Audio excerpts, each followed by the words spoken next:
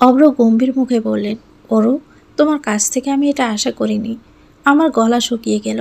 আমতা আমতা করে বললাম, আমি আসলে আমাকে কি ওরু? এখন নতুন করে লাভ নেই।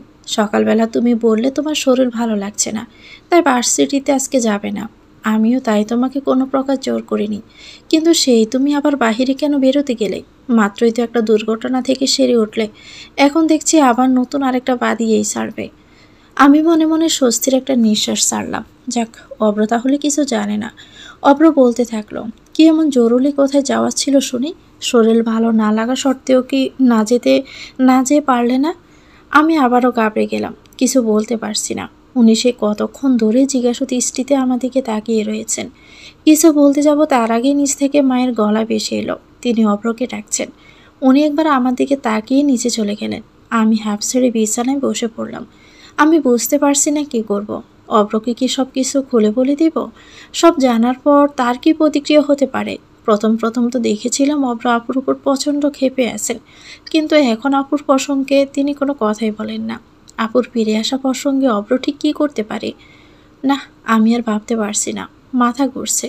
আল্লাহ সাহায্য করো। এভাবে কেটে গেল কিছুদিন। মাঝে এক দুবার ও বাড়ি গিয়েছিলাম। ইরা আপু এখন কিছুটা শান্ত হয়েছে। অব্রকে কিছু বলিনি। একদিন দেখলাম অব্র সবটা জেনে গেছে। আপুর ফিরে আসা আর আপুর সাথে কি হয়েছে সব। আমি যা ভেবেছিলাম তেমন কিছুই হলো না। উনি আমার সাথে এ নিয়ে কিছুই বললেন না। উনি পুরো চুপচাপে ছিলেন, তার মনের ভাবভঙ্গি আমি বুঝতে পারলাম না। তাই আমিও আর এই নিয়ে তার সাথে কোনো কথা তুলিনি। তাছাড়া অব্র আমার সাথে পুরো স্বাভাবিকই ছিল।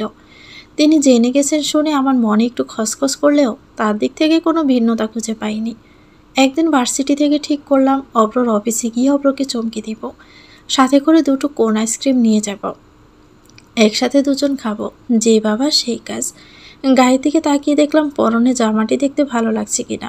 সবুজের উপর হলুদ ফুল তোলা জামাটি দেখতে খারাপ লাগছে না। প্রচণ্ড মনে তার অফিসের উদ্দেশ্যে বেরিয়ে গেলাম। জানি তিনি রাগ করবেন, ভার্সিটি থেকে একে একে এতটা পথ এলাম কেন। তবু যাক রাগ করুক না কেন, পরে দেখব। এখন আমার তাকে দেখতে ইচ্ছে করছে, এটাই গুরুত্বপূর্ণ। অফিসে গিয়ে দেখলাম সবাই ব্যস্ত ভঙ্গিতে কাজ করে যাচ্ছে। সবার নজর কম্পিউটার মনিটরের দিকে। কিবোর্ডের উপর ব্যস্ত ভঙ্গিতে উদ্যোগ নেচে চলছে তার আঙুলগুলো। হাতে ফাইলের বোঝা নিয়ে পিয়ন দ্রুত গতিতে কোঠায় যেন ছুটে চলছে। রিসেপশনে মেরুন রঙের শাড়ি পরা সুন্দরী মেয়েটা ফোনে কার সাথে যেন কথা বলছে। রিসেপশনে থাকা মেয়েগুলো কি সবসময় সুন্দর হয়? আমি সোজা অব্রের কেবিনের দিকে এগিয়ে গেলাম। এর আগেও একবার অব্রের সাথে এখানে এসেছিলাম, আর আজ আমি একা আসলাম। আফসোস লাগছে পরিকল্পনা মাফিক আইসক্রিমটা সাথে আনা হয়নি। অফিসের কাছে এসে একটা দোকানও খোলা পেলাম না। অব্রর কেবিনের সামনে দাঁড়িয়ে দরজাটা একটু খুলতেই দেখলাম ইরা আপু ভিতরে অব্রকে জড়িয়ে ধরে কাঁদছে। আমার হাত আটকে গেল। দরজাটা আর খুলতে পারলাম না। কয়েক সেকেন্ড দৃশ্যটি দেখতে আমি দরজা বেরিয়ে ঘুরে দাঁড়ালাম। কেমন যেন স্তম্ভিত হয়ে পড়লাম। নিঃশ্বাস নিতেও যেন অদ্ভুত লাগছে। সব কিছু কেমন যেন অন্যরকম লাগতে শুরু করলো। আমি বুঝতে পারলাম না আমার কি হয়েছে। হঠাৎ কেমন যেন স্থির হয়ে গেলাম। সেখান থেকে সোজা বাসায় চলে আসি। বাসায় গিয়ে ওয়াশরুমে গিয়ে সোজা শাওয়ারের নিচে স্থির হয়ে দাঁড়িয়ে রইলাম। কিছু ভাবতেও পারছি না। টানা 2 ঘন্টা মূর্তির মতো দাঁড়িয়ে ভিজলাম। তারপর কোনো মতে জামা পাল্টে বাহিরে চলে আসলাম। অনেকক্ষণ ধরে পানিতে ভেজে চোখ লাল হয়ে গেছে। টপ টপ করে ভেজা চুল থেকে পানি গাড়ে পড়ছে। ওয়াশরুমে দরজা খুলে বেরোতেই দেখলাম অব্র ফিরে এসেছে। আমাকে দেখে এগিয়ে এসে বললেন, এত বড় হয়ে মাথাটাও ঠিকমতো মুছতে শিখলে না? এভাবে থাকলে ঠান্ডা লেগে যাবে জরু। কথাগুলো বলতে বলতে উনি আমার হাত থেকে তোয়ালে নিয়ে আমার মাথা মুছতে লাগলেন। আমি নিশ্চুপ হয়ে রইলাম। উনি বলতে লাগলেন, ভার্সিটি থেকে না বলে চলে এসেছো কেন? আমি ভার্সিটি গিয়ে ফেরত আসলাম। বাসার ল্যান্ডলাইনে ফোন করে জানতে পারলাম তুমি বাসায় চলে এসেছো। আজ কি ভার্সিটি তাড়াতাড়ি ছুটি হয়েছিল? আমি চোখের পলক ফেলে হ্যাঁ বললাম। হঠাৎ করে চোখে পড়ল রুমের মাঝখানের বড় দেওয়ালটিতে আমার আঁকা আমাদের নিয়ে পেন্সিলের সেই স্কেচটা। অব্র একটি সোনালি ফ্রেমে বাঁধিয়ে টাঙিয়ে রেখেছেন। আমি এগিয়ে গিয়ে এক দৃষ্টিতে দেখতে লাগলাম। অব্র পিছন থেকে আমার কানের কাছে মুখ এনে বললেন, খুব সুন্দর লাগছে তাই না? আমি জোর করে একটু হাসার চেষ্টা করে বললাম, হুম। সেদিনের পর থেকে আমি একটু বিষণ্ণ হয়ে পড়লাম, কিন্তু কাউকে কিছু বুঝতে দিলাম না। অব্রর সাথে স্বাভাবিকই আছি, কিন্তু আগের মতো তার সাথে আর তেমন দুষ্টুমি করা হয় না। আমি যেমন বিষণ্ণ হয়ে কেন পড়েছি সেই কারণটা আমি নিজেও ধরতে পারছি না। শুধু জানি আমার কিছু ভালো লাগছে না, কিচ্ছু না। আরিশা আপু এসেছেন তুতুলকে নিয়ে। বিকেলে মার্কেটে গিয়েছিলেন, সেখান থেকে ভাবলেন দেখা করেই যাবেন। আমি তুতুলকে কোলে করে সোফায় বসে খেলতে লাগলাম। তুতুল একটি নতুন ভিডিও গেমস কিনেছে, আমাকে সেটাই হাতে করে ঘুরিয়ে ফিরিয়ে দেখাচ্ছে। রান্নাঘর থেকে মায়ের সম্পাকে বকাবকি করার আওয়াজ কানে ভেসে এলো। নিশ্চয়ই আবার কোনো অদ্ভুত কথা বলেছে মায়ের সামনে। কিছুক্ষণ পর আরিশা আপু অব্রকে ডেকে এনে সোফায় বসে বললেন, অব্র, ওর ইনকোর্স পরীক্ষা তো হয়েই গেছে, এখন হানিমুনে যাবি কবে? তো দুলাভাই ওদিকে আমাকে বলে বলে তো পাগল বানিয়ে ফেলছে। আরিশা আপুর কথায় উনি একটু বিরক্তিসূচক শব্দ করলেন। আপু বললেন, আচ্ছা তুই এমন করছিস কেন? তুই দুলাভাইকে তো চিনিস, একটা জিনিস যখন মাথায় ঢুকেছে তো সেটা না করেই ছাড়বে না। আর কাজ কি অন্য মানুষের থাকে না? 10 দিনের জন্য গেলে কি হয়? বান্দরবন এত সুন্দর একটা জায়গা, ঘুরে দেখতেও তো কত ভালো লাগে। ওরও, তুমি কি কখনো গিয়েছ বান্দরবন? আমি আস্তে মাথা নাড়িয়ে না বললাম। অব্র আমার দিকে তাকালো। আরিশা আপু আবারও বললেন, দেখো, ওরও বান্দরবন যায়নি, ওকে একটু সেখানে ঘুরিয়ে নিয়ে তো আসলেই তো পারিস, ভালো লাগবে। আমি কখনো বান্দরবন যাইনি শুনে আরিশা আপুর কথায় এবার অব্র রাজি হয়ে গেল। বলল, আচ্ছা বেশ, যাব, কিন্তু আপু এখন না, আমাকে আর কিছুদিন সময় দিতে হবে। অফিসে একটা ইম্পর্ট্যান্ট প্রজেক্ট চলছে, সেটা শেষ না করা অবধি 10 দিনের জন্য যাওয়া আমার পক্ষে অসম্ভব। আচ্ছা বেশ, তোর সুবিধা মতো যাস, কিন্তু এরপর কিন্তু আর কোনো বাহানা শুনবো না, এবার কিন্তু যেতেই হবে। আরিশা আপু চলে যাওয়ার পর সোফার সামনে মেঝেতে আমার পাশে বসে থালা করে কিছু মটর দানা চিলতে নিয়ে নিয়ে এলো। হালকা হালকা সবুজ মটর দানাগুলো, কয়েকটি দানা আমি হাতে তুলে নিয়ে নাড়াচাড়া করতে লাগলাম। শম্পা বলল, আপা, আমগো গ্রামে না এই ছোলা দিয়ে এক ধরনের লাউর ডাল রান্না করে, খাইতে ভীষণ স্বাদ হয়। আমি তখন বললাম, মটরশুঁটি দিয়ে ডাল? কি বলো? হ আপা, তই হে মটরশুঁটি না, উডিরে কয় কলই। শীতকাল আইলে সবাই নিজেকে খেতে লাগায়, সেগুলো দেখতেও এমনি, তয় দানাগুলো আর একটু ছোট ছোট থাকে। হে কলই বাইটটা ডালের মধ্যে দিয়া লাউ দিয়ে রান্না করে, হে ডাল আর বেগুন ভাজা দিয়ে ভাত খাইয়ে দেখেন, অনেক ভালো লাগে। আপনারা একদিন দেহামনি রাইন্দা।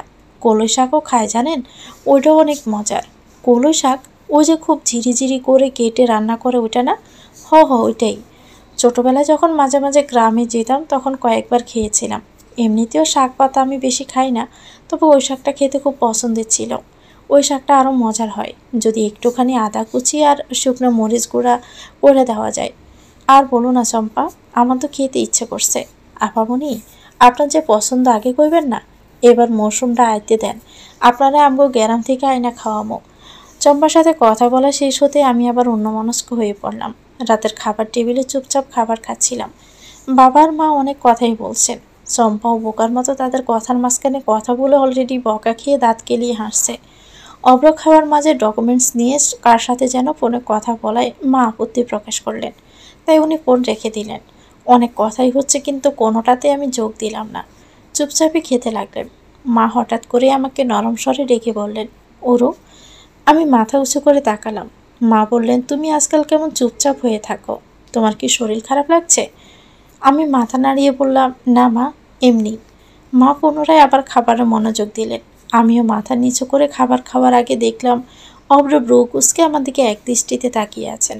আমি তার দিক থেকে নজর আড়াল করে মাথা নিচু করলাম। এভাবেই চলতে লাগলো আমার দিনকাল।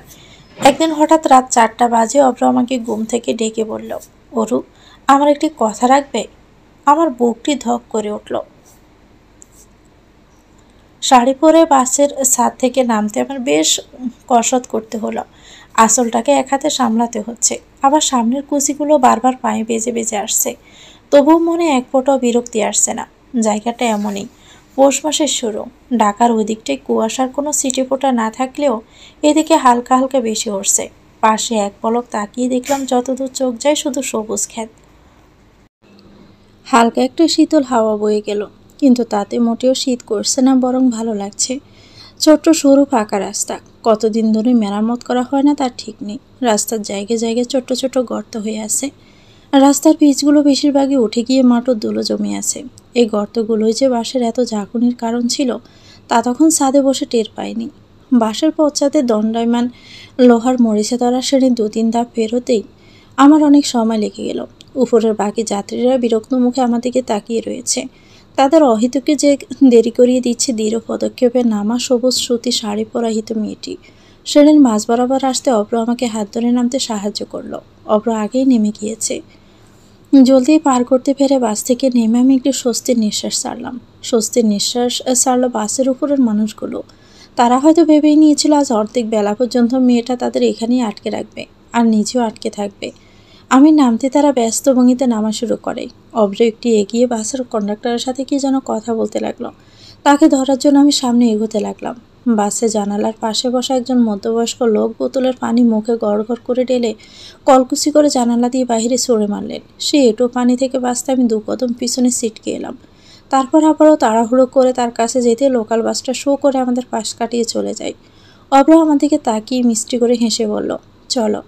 সে 2 কদম এগিয়ে যেতে গাঢ় নীল রঙের শার্ট পরা অব্রর দিকে একটু অবাক হয়ে তাকিয়ে আমি দ্রুত তার পিছে তাকে পুনরায় ধরার জন্য জোরে জোরে পা চালালাম। রাত 4টা বাজে। হঠাৎই অব্র যখন আমাকে ঘুম থেকে ডেকে তুলে ঘুরতে যাবে বলে শাড়ি পরতে বলল, তখন আমি বরাবরই বেশ অবাক হলাম, কিন্তু কোনো প্রশ্ন করতে পারলাম না, কারণ তার শর্তে ছিল কোনো প্রশ্ন করা যাবে না। শাড়ি পরা হয়ে গেলে সে অন্ধকারের মধ্যে অব্র আমাকে নিয়ে চুপি চুপি বেরিয়ে এলো ঘর থেকে। এমনকি সাথে করে গাড়িও নিল না। আস্তে আস্তে পায়ে হেঁটে আমরা বাড়ির কাছে বাস স্ট্যান্ডে এলাম। বাসের সিটগুলো অতিরিক্ত ছোট আর গুপসি ধরনের হওয়ায় আমাকে নিয়ে ছাদে চলে এলো। ছাদে গিয়ে দেখলাম আমাদের মতো অনেকেই আছেন, তবে সবাই কেমন মলিন জামা কাপড় পরনে। বার যখন যাত্রা শুরু করে তখন অন্ধকারে সব কাটতে শুরু করেছে। ছোট্ট একটি নদী দুপার ঘেঁষে গড়ে ওঠা ছোট্ট বসতি। এমনি খুব নিরিবিলি। অনেক দূরত্ব নিয়ে ছড়িয়ে ছিটিয়ে আছে ছোট্ট ছোট্ট টিনের ঘরগুলো। বেলা বাড়তে লাগলো। সুপারি গাছের ডাল দিয়ে কিছু ছোট ছোট বাচ্চারা মাটির রাস্তায় খেলতে নেমে গেছে। পালা বদল করে এবার খালি গায়ে ধূসর পুরনো প্যান্ট পরা একটি ছোট্ট ছেলে সুপারি গাছের ডালের উপর বসেছে। আর ওই ছেলে থেকে অপেক্ষাকৃত আরেকটু বড় 2টো ছেলে ডাল শক্ত করে চেপে ধরে সম্মুখে মুখ করে জোর খাটিয়ে পিছনের দিকে টেনে নিয়ে যাচ্ছে। কিন্তু ডাল ধরে একটু টানতে ঢালের উপর বসে থাকা ছোট বাচ্চাটা বারবার পিছনে পড়ে যাচ্ছে। এতে ঢাল ধরে টানা ছেলেটা ঈষৎ ধমকে সুরে ছোট ছেলেটিকে শক্ত করে ঢাল ধরে রাখতে বলল। এবার আর ছোট ছেলেটি পড়ে যাচ্ছে না। ছোট ছোট হাত দিয়ে ডালটি শক্ত করে আঁকড়ে ধরায় সে আবার সানন্দে টেনে হিঁচড়ে মজা পাচ্ছে। পড়ে যাওয়ার সমস্যাটা সমাধান করতে পেরে বাচ্চাটি মহা খুশি। খুশিতে তার মুখে সবকটি দাঁতি বের হলো। আমাদের সাথে কোনো ব্যাগপত্র নেই, এমনকি ফোনও। শূন্য হাতে মাটির কাঁচা রাস্তার পাশে দাঁড়িয়ে আমি বাচ্চাগুলোর কাণ্ড উপভোগ করতে লাগলাম। অব্র গেছে পাশের টং দোকান থেকে কিছু কিনে আনতে। জোফের পাশ থেকে আরও ছোট বাচ্চা ছেলে বেরিয়ে এলো। ছেলেটির কোমরে কালো মোটা সুতা বাঁধা আর কিচ্ছু নেই। এই দেখে তার সমবয়সী আরেকটি ছেলে তাকে ন্যাংটা ন্যাংটা বলে খেপাতে লাগে, কারণ তার পরনে প্যান্ট আছে। সে আর বাচ্চাদের মতো ন্যাংটা থাকে না, এই গর্বে গর্বিত। তবে তার প্যান্টের অবস্থাও শোচনীয়, আর তাকে বারবার হাত দিয়ে সামলিয়ে ঠিক করতে পড়তে হচ্ছে। বারবার খেপানো ন্যাংটো ছেলেটির অপমানে মুখ ফুলে চোখে পানি চলে আসার মতো। সে হুট করে একটা কাণ্ড করে বসলো। সামনে ছেলেটির প্যান্ট জট করে হাত দিয়ে টেনে পা অব্দি নামিয়ে দৌড় লাগালো। আমি পিক করে হেসে দিলাম। তাড়াতাড়ি প্যান্ট দিয়ে টেনে সে ছেলেটিও ন্যাংটা ছেলেটির পিছনে পিছনে দৌড়াতে লাগলো। অব্র আমার পাশে এসে দাঁড়ালো। আমি হাসি মুখে তার দিকে তাকালাম। তার হাতে কলার পাউরুটি। উনি আমার দিকে তা বাড়িয়ে দিলেন। কলা দেখে আমি একটু করুণ চোখে তার দিকে তাকালাম। তিনি চোখ রাঙিয়ে আমাকে তাড়াতাড়ি খেতে বললেন। আমি করুণ মুখ নিয়ে জোরে করে কামড় দিলাম কলায়। উনি বললেন, এর চেয়ে বেশি এখানে আর পাওয়া যাবে না। খাওয়া শেষে আমরা সেই মেঠো পথ দিয়ে এগিয়ে যেতে লাগলাম। জায়গাটা এত সুন্দর, আমি মুগ্ধ হয়ে গেলাম। এত ভালো লাগছে সব কিছু, মনটাই পুরপুরে হয়ে গেল। রাস্তার পাশে ধান ক্ষেতগুলো, কৃষকরা ব্যস্তভাবে কাজ করে যাচ্ছে। কিছু কিছু মহিলাদেরও দেখতে পাওয়া গেল। তারা হয়তো তাদের স্বামীকে সাহায্য করতে এসেছে। একটি কৃষক পাশে ডোবার পানি থেকে মুখ ধুয়ে এলো। সামনে থাকা কৃষক বধূ তার মলিন শাড়ির আঁচল বাড়িয়ে স্বামীকে মুখ মুছে দিল। অব্র বলল, হাঁটতে কষ্ট হচ্ছে? পাশ দিয়ে কিছু রাজহাঁস যেতে লাগলো। আমি ভয়ে অব্রর হাতের শার্টের এক কোণা আঙ্গুল দিয়ে চেপে ধরলাম, যদি কামড় দেয়। কিন্তু না, কিছু বলল না। শান্ত ভঙ্গিতে পাশ কাটিয়ে চলে গেল। শুনুন। মা বাবাকে তো বলে আসেনি, সাথে ফোনও আনেনি। তারা কি চিন্তা করবে না? বাড়ির বউ যদি একা গায়েব হতো তাহলে চিন্তা করত। যেহেতু ছেলেকে নিয়ে গায়েব হয়েছে তাই চিন্তা করবে না ভেবে নিয়ে সে অদমই একটা না একটা ব্যবস্থা করে নিয়েছে। আর এখন এত কিছু ভাবতে হবে না। একদিনের জন্য সব ভুলে যাও।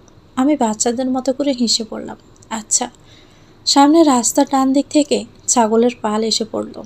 একটি খুব ছোট ছাগলের বাচ্চাকে দেখা যাচ্ছে, পুরো দবদবে সাদা গায়ের রং। ছাগলের বাচ্চাটি কেমন যেন বারবার লাফিয়ে লাফিয়ে উঠছে। এদের মধ্যে কতগুলো রাম ছাগলও আছে, মাথায় ইয়া বড় বড় শিং, একদম আমার গা ঘেঁষে যাচ্ছে। আমি চমকে উঠে অব্রর দিকে ঘেঁষে দাঁড়ালাম। অব্র বলল, ভয় পাচ্ছ কেন? এরা কিছু বলবে না। আমি ওই সাদা ছাগলের বাচ্চাটিকে আঙুল দিয়ে দেখিয়ে অব্রকে বললাম, আচ্ছা ওই ছাগলের বাচ্চাটি এমন করছে কেন? এই বাচ্চাটি একদম ছোট, সম্ভবত 2-1 দিন আগে জন্ম নিয়েছে। গরু ছাগলের সদ্য জন্ম নেওয়া ছোট বাচ্চাগুলো কিছুদিন এভাবেই লাফিয়ে লাফিয়ে হাঁটে। ছাগলের বাচ্চাটি দেখতে সুন্দর, তাই না? ধরবে? আমি চমকে উঠে বললাম, না না। আরে ভয় পাচ্ছ কেন? কিচ্ছু করবে না। অভ্র নিচু হয়ে ছাগলের বাচ্চাটির পিঠে হাত বুলিয়ে আমাকে দেখাতে লাগলো। আমিও নিচু হয়ে ভয়ে ভয়ে ছাগলের বাচ্চাটির দিকে হাত বাড়াতে লাগলাম। আমি হাতে নিতে বাচ্চাটি আবারও লাফিয়ে উঠল। ভয়ে আমি হাত সরিয়ে নিলাম। এটা দেখে রাস্তার পাশের কিছু বাচ্চা ছেলে আমাকে নিয়ে হাসাহাসি করতে লাগলো। আমি তো মুখ ফুলিয়ে অভ্রর দিকে তাকালাম। অভ্র মৃদু হেসে আমার হাত ধরে ছাগলের বাচ্চাটির পিঠে রাখলো আর আমার হাত ধরে পিঠে হাত বুলাতে লাগলো। প্রথম প্রথম ভয় পাচ্ছিলাম, পরে দেখলাম না, বাচ্চাটি এখন শান্ত হয়ে গেছে। অভ্র ধীরে ধীরে তার হাত সরিয়ে নিল। ছাগলের বাচ্চাটির পিঠে হাত বুলাতে আমার ভীষণ ভালো লাগছিল। অভ্র বলল, কি এখন ভালো লাগছে না? আমি খুশি হয়ে বললাম, কিছুক্ষণ পর বললাম, খুব সফট সফট লাগছে। উনি হেসে ফেললেন, বললেন, কোলে নিবে? কোলে? হ্যাঁ, কিচ্ছু করবে না, খুব শান্ত হয়ে থাকবে। হালকা একটু ভয় লাগলেও আমি না করলাম না। হয়তো এবারও অভ্রর কথার অনুযায়ী কাজ করতে আনন্দ পাবো। অভ্র ছাগলের বাচ্চাটিকে উঠিয়ে আস্তে আস্তে আমার কোলে উঠিয়ে দিল। একটা আস্ত ছাগলের বাচ্চাকে কোলে নিয়েছি।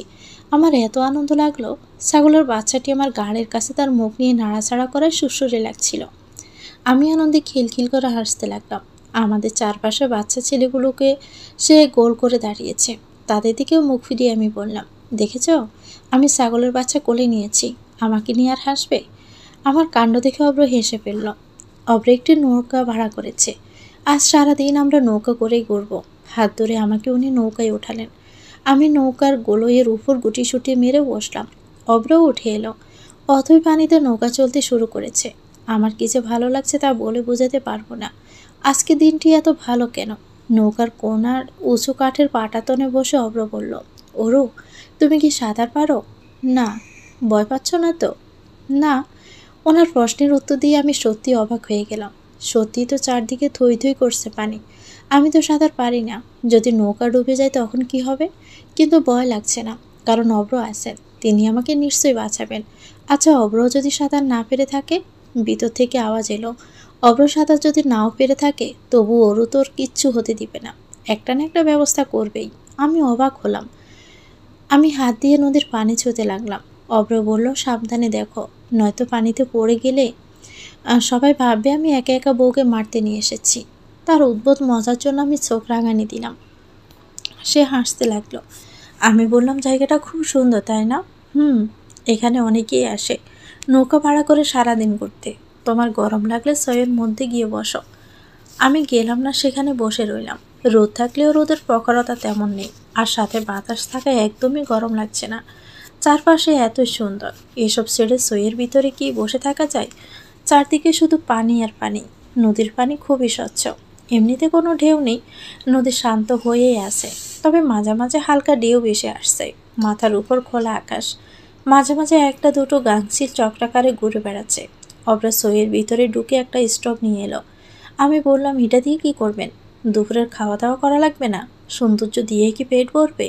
পেটের দিকটাও তো দেখতে হবে, তাই না? সত্যি তো, খাওয়া দাওয়ার কথা তো আমি ভুলেই গিয়েছিলাম।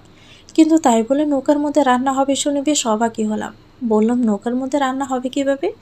এই যে, এর জন্য তো স্টোভ চুলা, কেরোসিনে চলবে। যদিও বাতাসে চলতে একটু অসুবিধা হয়, তবু আমরা 3 অতম মিলে একটা কিছু খাওয়ার উপযোগী বানিয়েই ফেলবো। কি চাচা? নৌকার মাঝে একজন আধবড় চাচা অভ্রর কথা শুনে দাঁত বের করে হাসতে বললেন। আমি বললাম, কি রান্না হবে? ভাত, আলু ভর্তা, বেগুন ভাজা আর বোনা ডাল। এই অথই পানিতে নৌকার মধ্যে বসে ভাত, ডাল, আলু ভর্তা, বেগুন ভাজা কে আমার অনেক বেশি কিছু বলে মনে হলো। আমি বললাম, এত কিছুর ব্যবস্থা আপনি করলেন কিভাবে? স্টোভ, পাতিল, এসব তো নৌকার মধ্যেই ছিল। আমি তো শুধু বাজার করে এনেছি। রান্না কে করবে? কেন আমি? আপনি রান্না করতে পারেন? সব পারি না, এগুলো পারি। আমি রাধি? তুমি তো পিচ্ছি মেয়ে, তুমি আবার রান্না করতে পারো? আমার মুখ ফুলে গেল। উনি সবসময় আমাকে এত পিচ্ছি পিচ্ছি করেন কেন? আমি রান্না করতে নেমে তাকে দেখিয়ে দিলাম আমিও রাঁধতে পারি। তবে উনিও খুব করলেন। দুজনে মিলেমিশে রান্না করলাম। বাটটা যখন ফুটে এলো তখন অব্র বটি নিয়ে পেঁয়াজ মরিচ কুচি কুচি করে কাটতে লাগলেন। আমি বললাম, এগুলো দিয়ে আবার কি করবেন? আলু ভর্তা দিতে হবে না?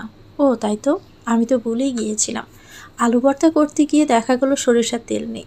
তারপর তেল ছাড়াই আলুর ভর্তা করতে হলো। সম্পূর্ণ রান্না শেষে আবার খাওয়ার পালা। খাওয়ার আগে অব্র নদীর পানিতে হাত মুখ ধুয়ে নিলেন। আমি উঠে দাঁড়ালাম। উনি বললেন, আস্তে, পড়ে যেও না আবার।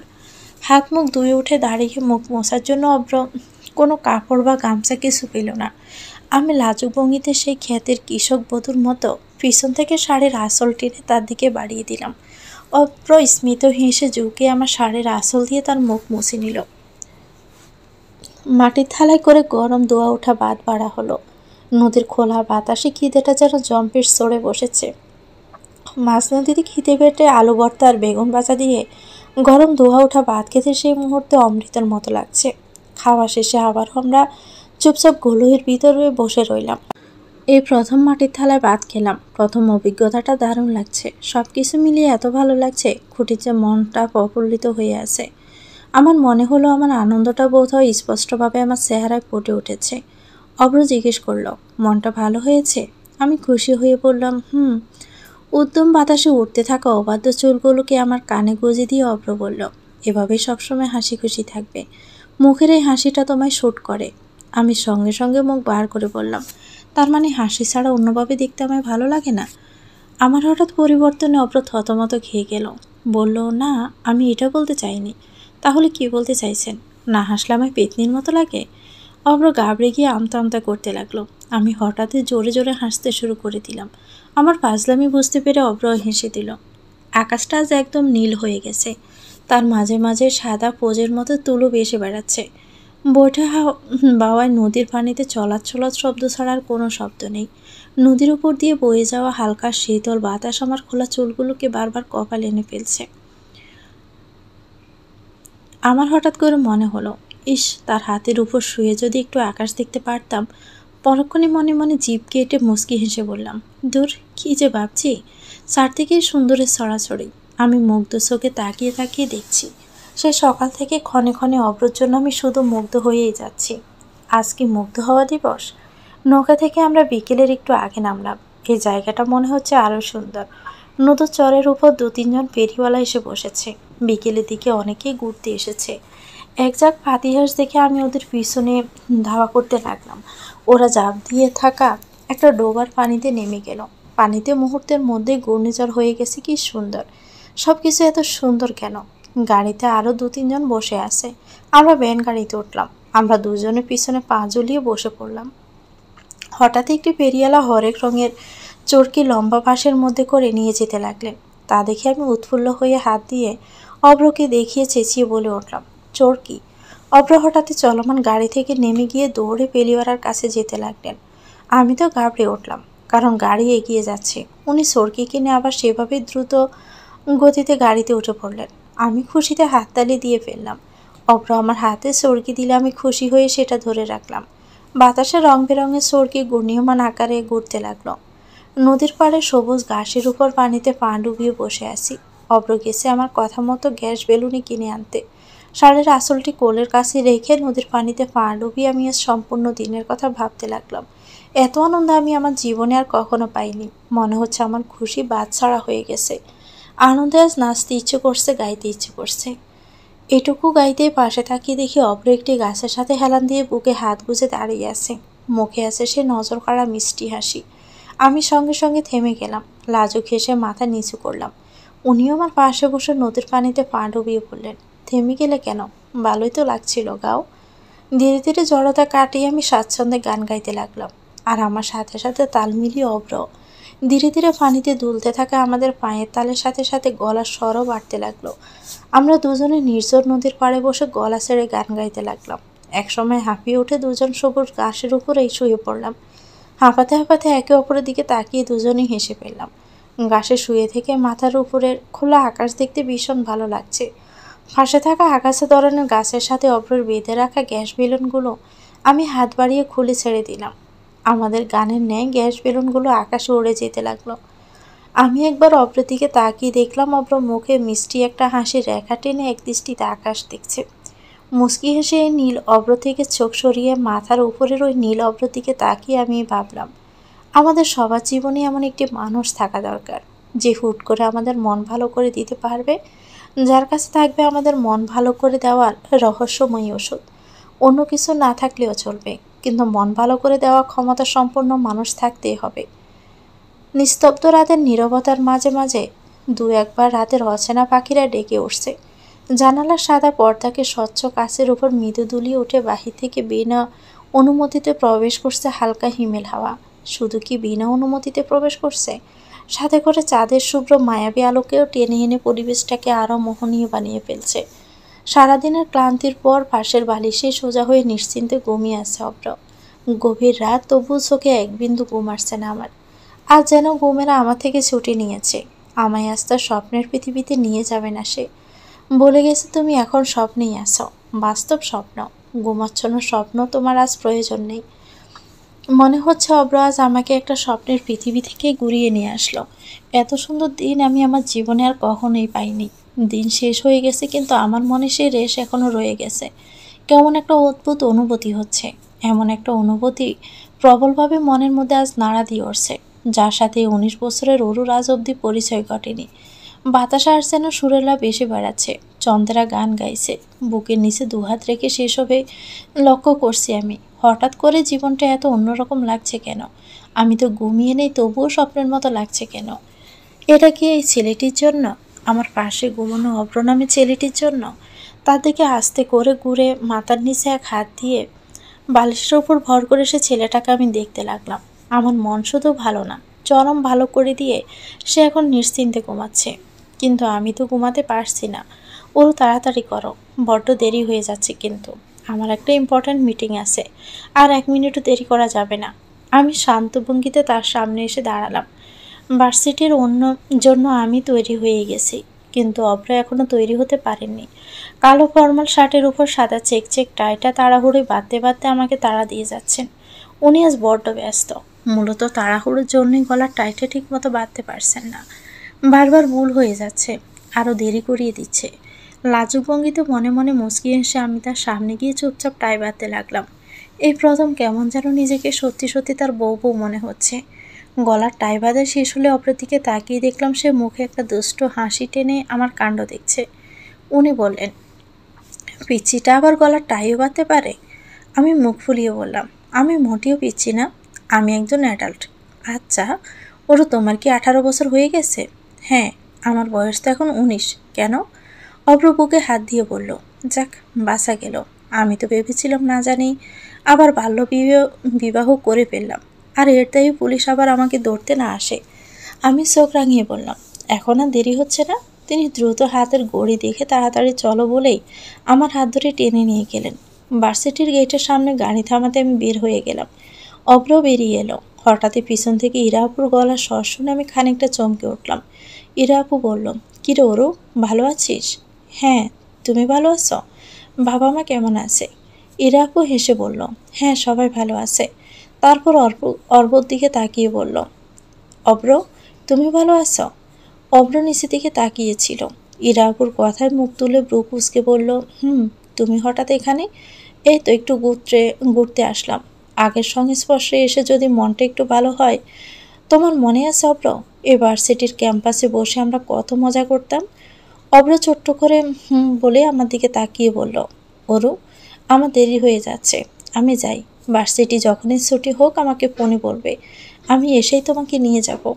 কথাগুলো বলে আর কোনো দিকে না তাকিয়ে উনি চলে গেলেন। ইরাপু কিছুক্ষণ পর চলে গেল, কিন্তু আমি কেন যেন আবারও বুকটা হু হু করতে লাগলো। সন্ধ্যার পর আমি, মা আর শম্পা হলরুমের সোফায় বসেছিলাম। আমি বসে একটি ম্যাগাজিন পড়ছিলাম, আর সামনে সোফাতে শম্পা গভীর আগ্রহ সহকারে মাকে তার গ্রামের কারো জিন ধরার গল্প শুনিয়ে যাচ্ছে। মাকেও দেখলাম আর শম্পার গল্পে মনোযোগ দিয়ে শুনছে। আমি পড়ার ফাঁকে ফাঁকে একটু কান পেতে আবার মনোযোগ অন্যদিকে নেওয়ার চেষ্টা করলাম। কি সাংঘাতিক গল্প! মেয়েটাকে চিনে ধরায় মাঝরাতে একদম গাছের ডালে উঠিয়ে নিল। এমন সময় মেন গেট দিয়ে ধূসর প্যান্টের সাথে নেভি ব্লু কালারের শার্ট পরে অপ্রর বয়সী একটি লম্বার মতো ছেলে প্রবেশ করলো। এসে জোরে চেঁচিয়ে বলল, হ্যালো গাইস, মিসিং মি? তার হঠাৎ চিৎকার করে ওঠায় আমি চমকে দাঁড়িয়ে উঠে হাত থেকে ম্যাগাজিন পড়ে গেল। মা উঠে একগাল হেসে বললেন, নাহিদ, এতদিন পর মনে পড়লো ফুপুর কথা? না ফুপু, কি যে বলো না, মনে পড়লো বলেই তো এত তাড়াতাড়ি চলে আসলাম। নাহিদ নামে ছেলেটির গলার স্বর শুনতে পেয়ে দেখলাম অব্র উপর থেকে উৎফুল্ল হয়ে নিচে নেমে আসছে। এসে লাফ দিয়ে দুজন দুজনকে ঝাপটে ধরল। পিছন থেকে মা আমার কানের কাছে আস্তে আস্তে করে বললেন, আমার বড় ভাইয়ের ছেলে। অব্রর সাথে সম্পর্ক বেশ ভালো, মামাতো ভাইয়ের চেয়ে বন্ধু বেশি। মা সম্পাকে ডেকে রান্নাঘরে চলে গেলেন নাস্তার কোনো ব্যবস্থা করতে। আর আমি অবাক হয়ে তাদের দুজনকে দেখতে লাগলাম। এতদিন পর কাছে পেয়ে তারা দুজনই চরম খুশি। তাদের মধ্যকার বাক বিনিময় শেষ হলে নাহিদ ভাই আমার দিকে তাকিয়ে হেসে বললেন, এটা কি আমাদের পিচ্ছি ভাবি? আমি লজ্জা পেয়ে মাথা নিচু করলাম। নাহিদ ভাইয়া বলতে লাগলেন, পিচ্ছি ভাবি তো দেখছি অনেক বিতু। আমার ফার্স্ট ইমপ্রেশন দেখে হাত থেকে বেচারার ম্যাগাজিনটাকে ফেলে দিল। অব্র পিছন থেকে আমাকে ব্রুহুসু করে ইশারা করলো। আমি তার দিকে তাকিয়ে মুখ ফুলিয়ে চোখ রাঙালাম। নাহিদ ভাইয়া বললেন, ওরু, আজকে কিন্তু তোমার হাতে চা খেয়েই যাব। ওরু বললাম বলে আবার কিছু মনে করো না কিন্তু, আসলে তুমি আমার থেকে অনেক ছোট তো, তাই ভাবি বলতে একটু অন্যরকমই লাগছে। আমি বললাম, ইটস ওকে ভাইয়া, আপনি বলতে পারেন, কোনো সমস্যা নেই। আরও কিছু কথা বলার পর আমি রান্নাঘরে চলে এলাম। চা বানিয়ে মাত্র বানানো কিছু নাস্তার ট্রেতে করে আমি তাদের দেওয়ার উদ্দেশ্যে হলরুমের দিকে পা বাড়ালাম। হলরুমের কাছে যেতে একটি পিলারের আড়াল থেকে থমকে গেলাম। শুনতে পেলাম নাহিদ ভাইয়া সোফায় বসে অব্রকে বলছে, অব্র, তুই ফোনে যা বললি তা কি সত্যি? ইরা ফিরে এসেছে? অব্র বললেন, তারপর তোর সাথে কি ওর কোনো কথা হয়েছে? একদিন অফিসে এসেছিল। কি বলল? এমনি ক্ষমা চাইছিল, কাঁদছিল। মাসুদ ওর সাথে নাকি কি খারাপ করেছে বলেছিল। এমন খারাপ লাগছে কেন? তখন তো হুড় করে মাসুদের হাতে ধরে পালিয়ে গেল। যেমন কর্ম তেমন ফল। তারপর তুই কি বললি? বাদ দে তো, এসব নিয়ে কথা বলতে আমার ভালো লাগে না।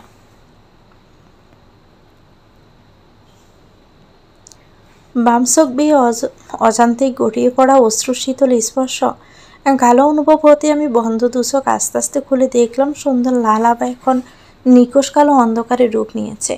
কিন্তু আমার ভিতরে এর জন্য কোনো ভাবান্তর প্রকাশ পেলাম না। বেতার রঙিন চেয়ারটির উপর হেলান দিয়ে আমি সেভাবেই নিথর ভঙ্গিতে পড়ে রইলাম।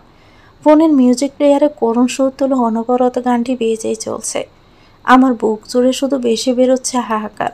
মাথার মধ্যে অনবরত ঘুরে বেড়াচ্ছে শুধু একটাই প্রশ্ন, অব্র কি এখন হীরা আপুকে ভালোবাসে? তাকে আমি চিনছিলামই তার তীব্র ভালোবাসার স্বভাবে। এতটাই প্রবল ভালোবেসে কি কেউ কাউকে আদৌ মন থেকে মুছে ফেলতে পারে? খোসা খোসা দাড়ির মলিন মুখ করে থাকা অব্র একবার আমাকে বলেছিল, ভালোবাসা নাকি একবারই হয়, এক মন এক ভালোবাসা। সেই অব্র আজ বদলে গেছে, কিন্তু সেই মন কি সত্যি বদলে গেছে? ইরা আপুকে কি সে মন থেকে মুছে ফেলতে পেরেছে? কাল বিকেলে যা হলো তার কি কোনো মনে আছে? কাল বিকেলে নাহিদ ভাইয়া হুট করে অব্রকে বলল বাহিরে থেকে বেরিয়ে আসার জন্য। বাসার মধ্যে তার বোরিং লাগছে, সাথে আমাকেও নিতে বলল। আমরা তিনজন ঢাকার একটি চিরচেনা কফি শপে গিয়ে বসলাম। অব্র আজ একটি সাদা প্যান্টের উপরে ধূসর রঙের শার্ট পরেছিল, আর শার্টের হাতাটি সবসময়ের মতো ফোল্ড করে রাখা তাকে দেখতে বরাবরের মতো ভীষণ ভালো লাগছিল। আমার পরনে ছিল সাদা রঙের জামা আর বাম কাঁধে ফেলে রাখা কালো শাল চাদর। অব্র 3 মগ কফি অর্ডার করলো। হালকা হাসি ঠাট্টা খোশ গল্পের মাঝে মাঝে কফির মগে চুমুক দিয়ে আমরা সময় পার করছিলাম। নাহিদ ভাই গানের মানুষ, একটু পরপরে গুনগুনিয়ে ওঠেন, সবসময় সাথে গিটার রাখেন। আজ নেই, তবে তিনি বললেন আজ নাকি তার ভিতরে ভালো সুর আসছে। ফোনের রেকর্ড প্লেয়ার অন করে তিনি গুনগুনিয়ে আমার বিন্দেশি তারা গানটি গাইতে লাগলেন। দোয়া ওঠা গরম কফির সাথে সাথে আমরাও তা উপভোগ করতে লাগলাম। কফি শপের স্বচ্ছ গ্লাসের ওপারে হঠাৎ একজনকে চোখ পড়ায় আমার নজর তীক্ষ্ণ হয়ে উঠল। খেয়াল করলাম শুধু আমি না, অব্র আর নাহিদ ভাইও দেখেছে। মাসুদ ভাই একটি কালো রঙের গাড়ি থেকে নেমে কানে ফোন ধরে পাশের শপিং মলে হেঁটে যাচ্ছে। সে যে দেশে ব্যাক করেছে এটাই আমরা জানতাম না। নোংরা একটা লোক, দেখতে পেয়ে মেজাজটা বিগড়ে গেল। খুব করে চাইলাম যেন তার চোখ আমাদের উপর না পড়ে, কিন্তু আফসোস, যেটা চাওয়া হয় বেশিরভাগ ক্ষেত্রে তার উল্টোটাই হয়। মাসুদ ভাই অব্রকে দেখে ফেলল এবং মুখে একটা বাঁকা হাসি ঝুলিয়ে আমাদের দিকে এগিয়ে এলো। আমাদের টেবিলের কাছে এসে দাঁড়িয়ে চোখ থেকে সানগ্লাসটা খুলে বলল, কিরে দোস্ত, কেমন আছিস? কতদিন পর দেখা তোর সাথে। অব্র মুখটা শক্ত করে সামনে তাকিয়ে রইল। মাসুদ ভাই বলতে লাগলেন, কেমন অব্র, এতদিন পর দেখা হলো, একটা হাঁক তো অন্তত করবি। অব্র বলল, ভালো চাস তো এখান থেকে চলে যা। আমি তোর ভালোই চাই অব্র, এজন্যই তো তোর জন্য তোর ইরাকে ছেড়ে দিলাম। নাহিদ ভাই বললেন, সেমলেস হওয়ার একটা সীমা থাকে মাসুদ। এত কিছুর পরও অব্রর সামনে দাঁড়াতে তোমার বিবিকে বাঁধল না? অব্র তোমাকে কত ভালো বন্ধু মনে করতো, আর তুমি কেন করলে তুমি এমন? নাহিদ জেলাস? জেলাস? খুব জ্বলতো ওর জন্য। ভার্সিটির best student, most handsome boy, স্যারদের প্রিয়, স্পোর্টসের সেরা। সহ্য হচ্ছিল না আর। আমিও তো কোনো অংশে কম ছিলাম না, তবুও আমার নামটা ছাপা পড়ে থাকতো শুধু ওর জন্য। খুব ইচ্ছে ছিল একে একবার টপকে আমি আগে যাব। আর অব্রের গার্লফ্রেন্ড ইরাও সুযোগটা করেই দিল। প্রচণ্ড সুবিধাভোগী মেয়ে, বুঝলে? এরা আবার ভদ্র ছেলেগুলোকে অত পছন্দ করে না, এদের সাথে প্লাট করতে হয়। আমার বন্ধু অব্র একটু বেশি ভালো ছেলে তো, তাই এত কিছু বুঝতে পারিনি। ওর চোখের আড়ালে একটু একটু করে পটিয়ে রেখেছিলাম, তারপর সুযোগ বুঝে কোফ। কিন্তু বন্ধুদের মধ্যে কি আর এসব মনে রাখলে চলেও? বল অব্র, পেছনের কথা পিছনে চলে গেছে, আমরা তো এখনও ভালো বন্ধু। আমি দেখলাম টেবিলের উপর রাখা অব্রর হাতটি মুষ্টিবদ্ধ হচ্ছে। আমি বললাম, আপনার লজ্জা করে না এত কিছুর পরেও নিজেকে বন্ধু বলে দাবি করতে? মাসুদ ভাই আবার আমার দিকে তাকিয়ে ব্রু কুঁচকে বলল, তুমি আমার এক্স শালিকা না? তোমাকে তো খেয়ালই করিনি। আমার এত সুন্দর একটা শালিকা আছে। এখন তো মনে হচ্ছে এত সুন্দর এক্স শালিকাকে প্রেজেন্ট রাখার জন্য হলেও আমার এত তাড়াতাড়ি ইরাকে ছেড়ে দেওয়া ঠিক হয়নি। 2 দিন একটু শালিকার আদর যত্ন নিতাম। অব্র দাঁতে দাঁত চেপে বললেন, নাহিদ, ওকে বল এখান থেকে চলে যেতে। নাহিদ ভাই বললেন, মাসুদ, তুমি প্লিজ এখান থেকে চলে যাও, পাবলিক প্লেসে সিন ক্রিয়েট করো না। মাসুদ ভাইয়ের পনীয় একটি কল আসায় তিনি একটি বাঁকা হাসি দিয়ে সেখান থেকে চলে গেলেন। অব্রর মুখটা থমথমে হয়ে গেছে, পরিবেশটাই কেমন যেন ভারী হয়ে উঠল। কিছুক্ষণ নীরবতা শেষে নাহিদ ভাই বলে উঠলেন, তোমরা কি আর কিছু খাবে? আমি গা নাড়িয়ে না বলে 2 মিনিট সময় চেয়ে ওয়াশরুমে চলে এলাম। কিছুক্ষণ পর ওয়াশরুম থেকে বেরিয়ে দূর থেকেই দেখলাম মাসুদ ভাই আবারও এসেছেন এবং তার শয়তানি ভঙ্গিতে আবারও অব্রকে কিছু একটা বলছেন।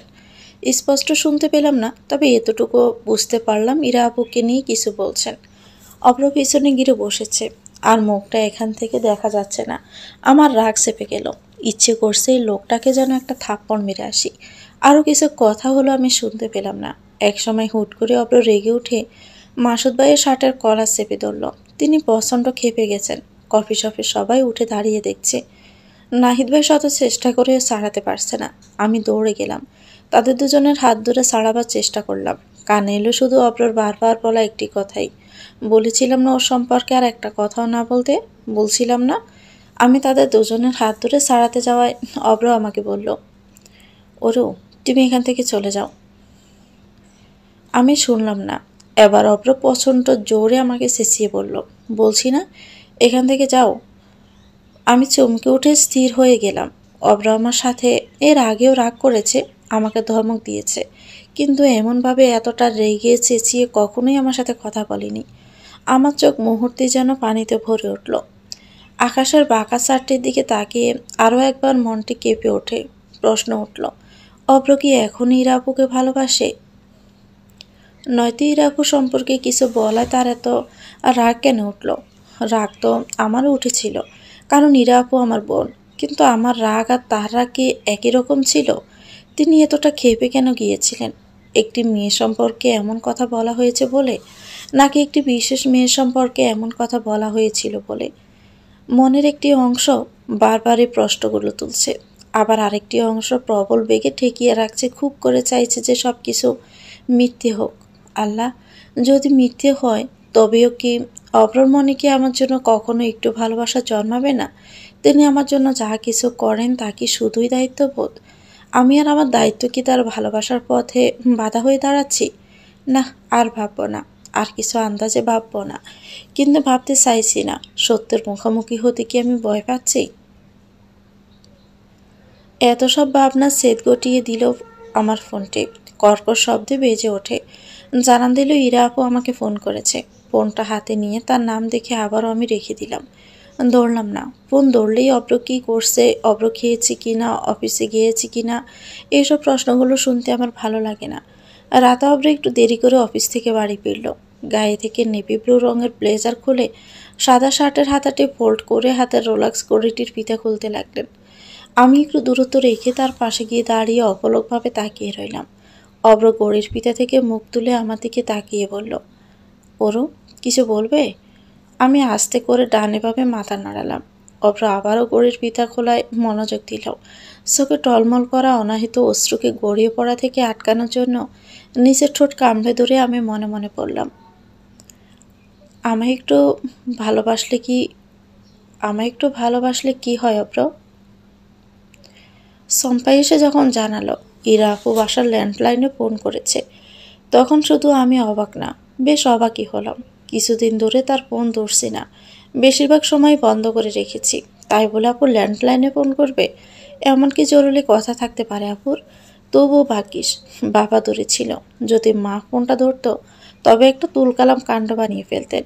আমি নিচে গিয়ে ফোন ধরলাম। আপু খুব করে বললেন, আজ যেন বিকেলে একবার ও বাড়িতে যাই, আপুর কিছু কথা আছে। আমি আচ্ছা বলে ফোনটা রেখে দিলাম। ফোন রাখতে চম্পা মুখ ফসকে বলেই ফেলল, কেমন বেসরাম্মা মাইয়া, আল্লাহ গো, এত কিছু হইয়া যাওয়ার পরও আবার হেনে ফোন দেয়। বাবার সামনে চম্পার নিজের বোন সম্পর্কে এমন কথা বলায় আমি একটু বিব্রত বোধই করলাম। বাবা চম্পা বলে একটা ধমক দিয়ে চম্পাকে থামালেন। চম্পা জিভ কামড়ে দ্রুতই সেখান থেকে কেটে পড়ল। আর আমি দাঁড়িয়ে দাঁড়িয়ে বিকেলে গিয়ে আবার আপন মুখে কোন কথা শুনতে হবে সেই নিয়ে ভাবতে লাগলাম।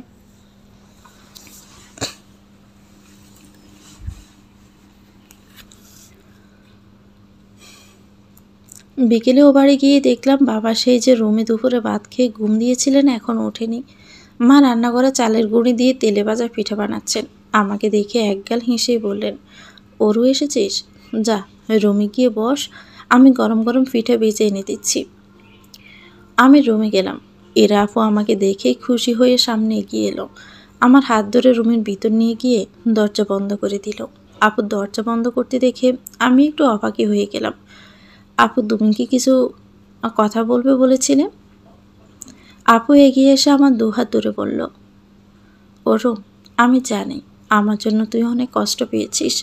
তোর এত তাড়াতাড়ি হুট করে বিয়ে হয়ে গেল। ও বাড়ি গিয়ে কত কথা শুনতে হলো। তোর আর অব্রের মধ্যেও যে আসলে কোনো স্বাভাবিক সম্পর্ক নেই আমি তাও জানি। শুধু শুধু তোকে নামমাত্র সম্পর্কের বোঝা টানতে হচ্ছে।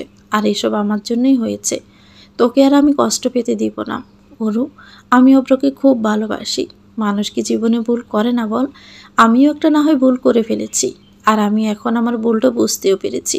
আর তুই তো জানিস অব্র আমাকে পাগলের মতো ভালোবাসত। ও কখনোই আমার উপর রাগ হয়ে থাকতেই পারে না। প্রচণ্ড ভালোবাসে ও আমাকে। আমরা চাইলে আবার সব আগের মতো হতে পারে। শুধু তুই যদি... আপুর কথা শুনে আমি পুরো স্তম্ভ হয়ে গেলাম। শুধু বললাম, অব্রও কি এটা চায়? অবশ্যই চাই। তুই দেখিস না অব্র কেমন নাজুক আর সাফা স্বভাবের। তোর ব্যাপারে ওর মধ্যে একটা অপরাধ বোধ কাজ করছে, তাই মুখ ফুটে তোকে চলে যেতে বলতে পারছে না। আচ্ছা তুই বল, আমি যখন পালিয়ে গেলাম তখন অব্র কী পরিমাণ রেগেছিল। একেবারে প্রতিশোধের জন্য আমার ছোট বোনটাকে কিনে বিয়ে করে নিল। কিন্তু দেখ, আমি যখন ফিরে আসলাম তখন তো অব্র আমাকে দেখে কিছু বলল না। তার মানে কি এই না যে অব্র আমাকে ক্ষমা করে দিয়েছে আর পিছনের কথাও বলে গেছে? 4 বছরের সম্পর্ক আমাদের, এত সহজে কি টান চলে যাবে? ওরও আমরা 3 জন এখন বিক্ষিপ্ত অবস্থায় পড়ে আছি। এতে কেউ ভালো থাকবো না, কেউ না। অব্র চক্ষু লজ্জার জন্য তোকে মুখ ফুটে বলতে পারছে না, কিন্তু তুই তো বুঝিস। প্লিজ ওরু, আমাদের মাঝখান থেকে সরে আয়। অব্র সুখে নেই, ও সুখটা ডিজার্ভ করে। আপুর কথাগুলো আমি মূর্তির মতো দাঁড়িয়ে শুনলাম। চোখের পলক ফেলতেও যেন বলে গেছি।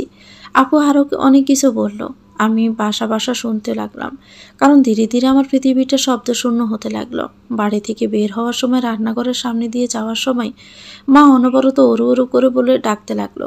আমি ডাকের অনুসরণে রান্নাঘরের দিকে এগিয়ে গেলাম। মা বলতে লাগলো, না খেয়ে চলে যাচ্ছিস? দুটো পিঠে মুখে দিয়ে যা। মা তেলে ডোবা কড়াই থেকে পিঠা নামাতে ব্যস্ত হয়ে পড়লেন।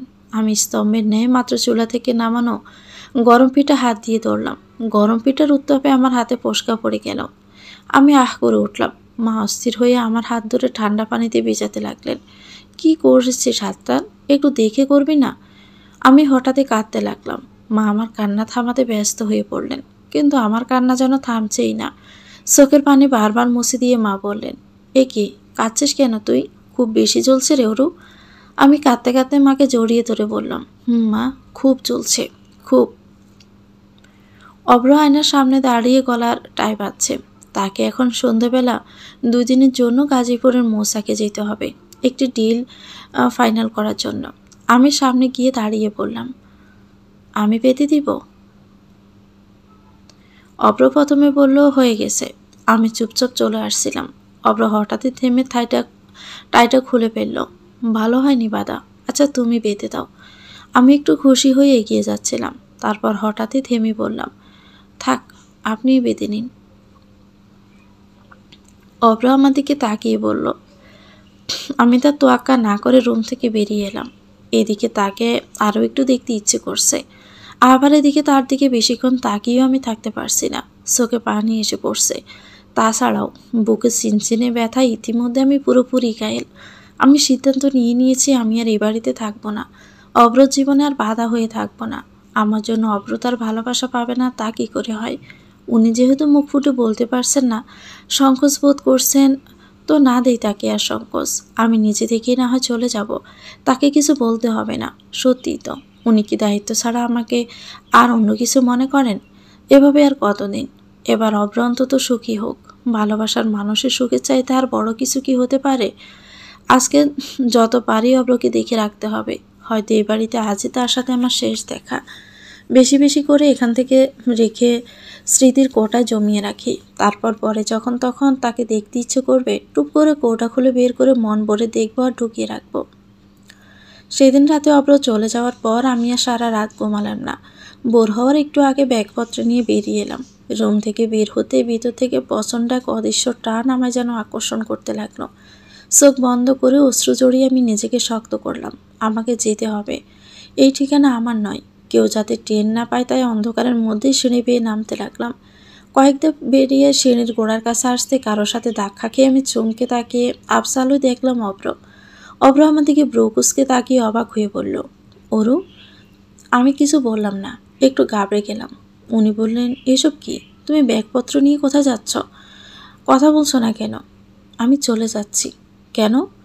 অব্র, আপনি চিন্তা করবেন না, আমি আমার দায়িত্ব নিতে পারবো। এর জন্য আপনাকে আপনার ভালোবাসা স্যাক্রিফাইস করতে হবে না। ভালোবাসা স্যাক্রিফাইস? কি বলছো তুমি এসব? মানে কি? আমি কেঁদে বললাম, আমি বুঝতে পারছি আপনি আমার অনেক চিন্তা করেন, ভালো জানেন, তাই মুখ ফুটে বলতে আপনার সংকোচ হচ্ছে। আপনি হীরা আপুকে ফিরে পেতে চান, কিন্তু আমার জন্য বলতে পারছেন না। সত্যিই তো, ভালোবাসা কি এত সহজে ভুলে যাওয়া যায়? সমস্যা নেই, আমি চলে যাচ্ছি। আপনাদের দুজনের ভালোবাসায় আমি বাধা হওয়ার কে? আপনারা দুজন সুখে থাকুন, আমাকে নিয়ে চিন্তা করবেন না। What rubbish! তোমার মাথা ঠিক আছে? তুমি কি বলছো এসব? তোমাকে কে বলেছে আমি ইরাকে আবার নিজের জীবনে নিয়ে আসতে চাই? যে কিনা আমাকে এত বড় ধোঁকা দিল, তাকে আমি এখনও ভালোবাসি? তোমার যা ইচ্ছে হর হর করে বলে যাচ্ছ। কে বলেছে তোমাকে এসব কথা? ইরা, আপনাকে শুধু শুধু সংকোচবোধ করতে হবে না। আমি তো আপনাকে কিছু বলছি না। আমাকে যেতে দিন, তারপর দেখবেন সব ঠিক হয়ে যাবে। চুপ, তুমি কোথাও যাবে না। থ্যাঙ্কস গড, আজ মিটিং ক্যান্সেল হয়ে যাওয়ায় তোমার উদ্ভূত আচরণ দেখে আমি পরান ঢাকা ব্যাক করেছি। নয়তো আর একটু দেরি হলে তোমার কোনো স্টুপিড দেখতে হতো, আল্লাহ জানে। অব্র, আপনি খুবই ভালো, কিন্তু কারোর জন্য এতটাও ভালো হতে যাবেন না। আপনি যদি চান আমি এখান থেকে চলে যাব, আপনি শুধু একবার বলুন। এ নিয়ে আর একটা কথা বললে এখন সোজা চড় খাবো বলে দিলাম। আমি চুপ হয়ে গেলাম, আর কিছু বললাম না, কারণ তার হাতে চড় খাওয়ার কোনো ইচ্ছে আমার নেই। অব্র আমার হাত ধরে টানতে টানতে রুমে নিয়ে চলে গেল। ছাদের কার্নিশ ঘেঁষে দাঁড়িয়ে একা একা মনমরা হয়ে রাস্তার দিকে আমি তাকিয়েছিলাম। রেলিংয়ের উপর রাখা হাতটা উঠিয়ে দিয়ে আরও একবার কপালের অবাধ্য চুলগুলোকে কানে গুঁজে দিতেই পিছন থেকে নাহিদ ভাই আমার নাম ধরে ডেকে উঠল। আমি পিছনে ঘুরে মুখে জোর করে একটা হাসি আনার চেষ্টা করলাম। নাহিদ ভাই বললেন, ওরু, তোমাকে কিছু কথা বলার ছিল। জি ভাইয়া বলুন। নাহিদ ভাইয়া একটু ইতস্ত করে মাথা চুলকিয়ে বললেন, ওরু, কিছু মনে করো না, তোমাদের পার্সোনাল ম্যাটার নিয়ে কথা বলছি বলে। আজ ভোরের আগে সিঁড়ির মাথায় কি হয়েছে আমি দেখেছি। আমি মাথা নিচু করলাম।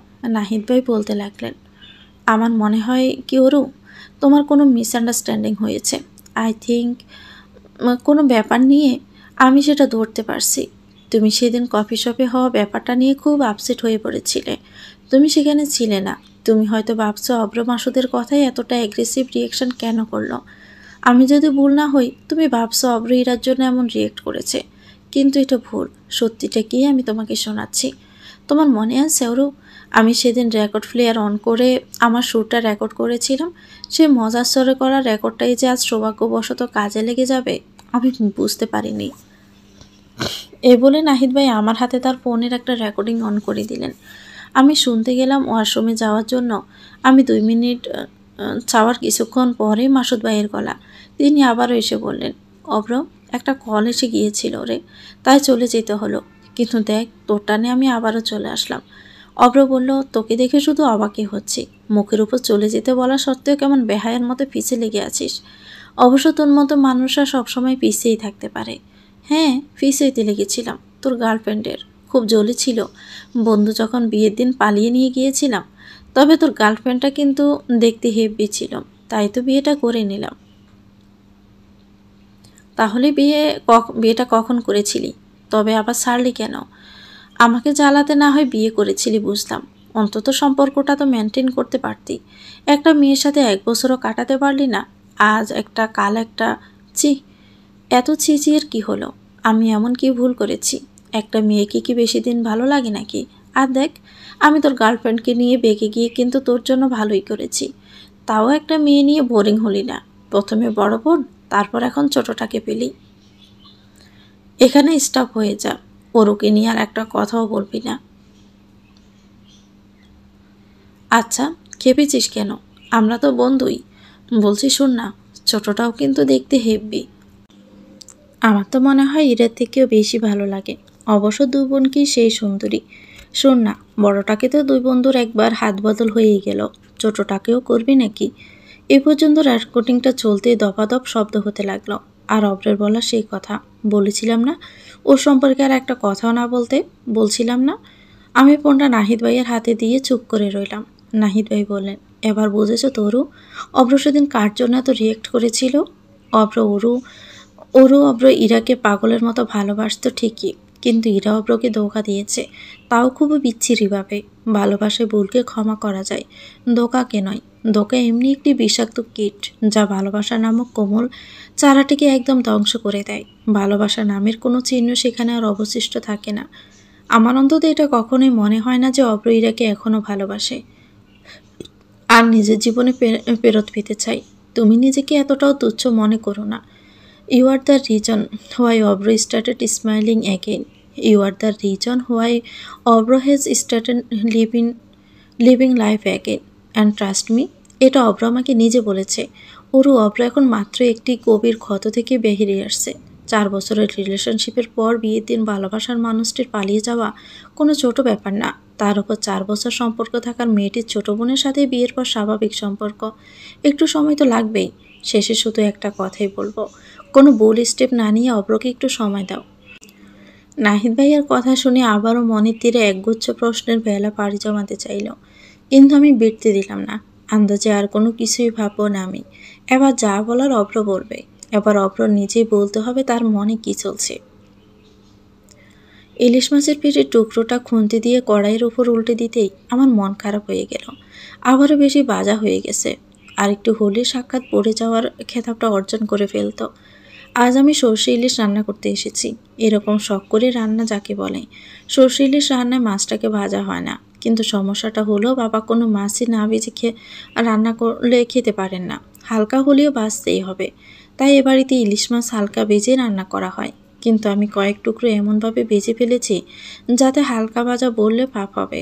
ভাগ্যিস এখন মাপ আসেনি, নয়তো দেখেছি কি বলতো। আজ দেখেছি কোনো কিছুই ঠিকমতো হচ্ছে না। সর্ষে ইলিশ রান্না আজ মা আমাকে শেখাচ্ছেন। অব্রর মায়ের হাতে সর্ষে ইলিশ খুবই মজার হয়। মা যখন আবার রান্না করে ফিরে এলেন তখনের পাল্লায় মাছ ভাজাটা ভালো হলো, একদম হালকা ভাজা।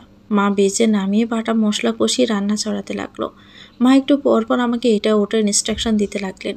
বুঝলে ওরও, সর্ষে ইলিশে কাঁচামরিচের স্বাদটা কিন্তু গুরুত্বপূর্ণ। তুমি অন্য মাছ রান্নায় কাঁচামরিচ না দিলেও পারো, শুকনো মরিচের গুঁড়া দিলেই চলে। তবে সর্ষে ইলিশে 4-5টা কাঁচামরিচ চিড়ে দিলে দেখবে স্বাদটাই দারুণ আসবে। মা কাঁচামরিচ কি এখন দেব? না না, এখন না, জ্বলে আর একটু জাল পড়ুক, তারপর মাছ দেওয়ার একটু আগে দিবে। কাঁচামরিচের ঘ্রাণটা ভালো পাওয়া যাবে। রান্না হয়ে গেছে, সবাই খাবার টেবিলে বসেও পড়েছে। অব্র এলো সবার পরে। আজ শুক্রবার, তাই সবাই দুপুরের খাবারের সময় বাড়িতেই আছেন। আজকে সর্ষে ইলিশ রান্নার পিছনে আমার একটা সূক্ষ্ম কারণ আছে। অব্র, ওনার সর্ষে ইলিশ নাকি ভীষণ পছন্দ। এই সুবাসে যদি একটু খুশি হন। সেদিনের পর থেকে অব্র আমার উপর একটু রেগেই আছে। তিনি সেটা বাহিরে প্রকাশ করেননি, তবে আমি বুঝতে পারি। কথাবার্তা কম বলেন, অবশ্য সেটা সবার সাথেই। তবুও রাগটা যে আমার সাথেই, আমি তা বুঝতে পেরেছি। আমরা সবাই একসাথে খেতে বসলাম। অব্র ইলিশ মাছের এক টুকরো নিজের প্লেটে নিতে মা বললেন, আজকে মাছটা কিন্তু ওরু রেঁধেছে। নাহিদ ভাই বলে উঠলেন, তাই নাকি? বেশ ভালো হয়েছে ওরু। আমি নাহিদ ভাইয়ের কথার প্রতি উত্তরে মৃদু হাসলাম। মা বললেন, অব্র, খেতে ভালো হয়েছে না? অব্র প্লেটের দিকে মুখ রেখে ছোট করেই বলল, হুম। আমার মনটা হঠাৎ খারাপ হয়ে গেল। 2 দিন পরেই আমরা বান্দরবন যাব। এভাবে তার মুখ গোমরা ভাব নিয়ে আমরা কি ঘুরবো? কোথায় ঘুরবো? এভাবে কি ভালো লাগে নাকি ঘুরতে? ভেবেছিলাম আজ হয়তো তিনি আর আমাকে প্রতিবারের মতো মাছের কাঁটা বেছে দিবেন না, তাই মাথা নিচু করে আমি শুধু জল দিয়ে ভাত খাচ্ছিলাম। হঠাৎই আমার সাদা প্লেটে তার হাতের আঙ্গুল আর তার ডগায় মুষ্টিমে বেছে রাখা মাছের ছোট ছোট স্তূপ দেখতে লাগলাম। তিনি বারবার তার প্লেট থেকে আমার প্লেটে দিয়ে যাচ্ছেন। আমি তার দিকে তাকালাম। ইস, মুখটা এখনও কেমন গোমরা বানিয়ে রেখেছেন। আমার দিকে না তাকিয়ে প্লেটে মাছ তুলে দিচ্ছেন। কথা বলা বন্ধ রাখবেন, কিন্তু খেয়াল রাখা না। ইচ্ছে করছে তাকে একটু কাতুকুতু দেই। কাতুকুতু দিলেও কি হাসবেন না, নাকি তখনও মুখটা এমন গোমরা মুখও বানিয়ে রাখবেন? আমি মনে মনে হেসে তার বেছে দেওয়া মাছ দিয়ে ভাত খেতে লাগলাম। খেতে খেতে হঠাৎই মনে হলো, আল্লাহ কোনো জিনিসই বিনা কারণে দেন না। সেটা যদি অক্ষমতা হয় তাও। এই যে যেমন আমি ইলিশ মাছের কাঁটা বাছতে পারবো না বলেই হয়তো আমাকে এমন যত্নশীল একজন স্বামী দিয়েছেন। মায়ের নাম্বারটা এখনও বন্ধ দেখে আমি একটু চিন্তিত বোধ করলাম। কাল সকাল থেকে বন্ধ পাচ্ছি। বাবারটাও একই অবস্থা। হঠাৎ দুজনেরই ফোন বন্ধ হয়ে গেল কেন? আমার ভীষণ চিন্তা হচ্ছে। আপুকে ফোন দিয়েও জেনে নেওয়া যায়, কিন্তু সমস্যা হলো সেদিনের পর থেকে আমি আপুর সাথে আর কোনো ধরনের যোগাযোগ করিনি। আপু অসংখ্যবার ফোন দিয়ে গেছে, আমি রিসিভ করিনি। এমনকি এবারে ল্যান্ডলাইনেও যখন ফোন করলো তখনও সম্পাকে দিয়ে মিথ্যে বলিয়েছি। কি করব আমি বুঝতে পারছি না। অপ্রকে কি বলবো? উনি দুপুরের খাবারের পর ঘুমিয়েছেন। শুক্রবার তো শুধু সময় পান একটু বিশ্রাম নেওয়ার। এখন ডিস্টার্ব করাটা কি ঠিক হবে? তাছাড়া অব্র আমাকে ও বাড়ি একা একা যেতে মানা করেছেন। এখন আমি যেহেতু যাওয়ার সিদ্ধান্ত নিয়েছি, তখন তিনি জানলে আবার যদি রাগ করেন। হাতে একটা পার্স নিয়ে আমি একা একাই চলে এলাম। অব্র যাতে না জানতে পারে তাই মফিজ ভাইকেও নিয়ে আসিনি। রিক্সা করে এসে পড়েছি। বাড়িটা কেমন খালি খালি লাগলো। আমি দরজার কাছে আসতে টুম্পা দরজা খুলে বেরিয়ে এলো। আমাকে দেখে হেসে বলল, আপা, আপনি? খালু আর খালাম্মা তো একটু আগেই চলে গেল। কোথায় গেছে? এই আপনাকে কোন আত্মীয়র জানি বাচ্চা হয়েছে, দেখতে গেছে। ও, বাসার সবার ফোন কালকে থেকে বন্ধ। কাউকে তো ফোন দিয়ে পাচ্ছিলাম না। পাইবেন কেমনে? মহল্লায় কারেন্টের একটা খাম্বা পড়ে গেছে। এদিকে কারো বাসায় কারেন্ট নাই কালকে থেকে। মনে হয় মোবাইলের চার্জ শেষ হয়ে গেছে। ও, তুই কি কোথাও বের হচ্ছিস? কাপড়ের থলি নিয়ে কোথায় যাস? আমগো গ্রামের বাড়িতে যাই। বহুত দিন ধইরা যাওন হয় না। এবার যাইয়া কয়েকদিন থাকি আহম। সকালবেলা যাওনের কথা ছিল, কিন্তু এই কাজ ওই কাজ হাঁটতে হাঁটতে এত বেলা হয়ে গেছে। আপা, আপনি থাকেন, আমি যাই। বড় আপাই ভিতরে আছে, যান। টুম্পা চলে যাওয়ার পর আমি একবার ঘরের ভিতরের দিকে তাকিয়ে চলে যাওয়ার জন্যই পিছনে ঘুরে পা বাড়ালাম। তখনই আপু ভিতর থেকে ডেকে উঠল, অরু। আমি একবার থেমে তার দিকে তাকিয়ে শক্ত মুখে আবার চলে যাওয়ার জন্য উদ্যত হলাম, কিন্তু আপু আমার সামনে এসে পথ রোধ করে দাঁড়িয়ে বলল, আমি ডাকছি যে তোর কানে যায় না? আপুর কণ্ঠে চাপা ক্ষোভ প্রকাশ পেল। আমি কোনো ধরনের কথা না বাড়িয়ে বললাম, আমাকে এখন ও বাড়ি যেতে হবে আপু, আমাকে যেতে দাও। বারবার ও বাড়ি করছিস কেন? মনে হচ্ছে ওটা তোর নিজের বাড়ি, তোর আসল সংসার। তোকে আমি কি বলেছিলাম? ওই বাড়ি থেকে চলে আসতে বলেছিলাম না? তা না করে আমাকে অ্যাভয়েড করে হানিমুনে যেতে রেডি হয়েছিস। অব্রর জীবন থেকে সরে যেতে বলেছি, শুনছিস না কেন তুই? সব কিছু নষ্ট করতে কি উঠে পড়ে লেগেছিস?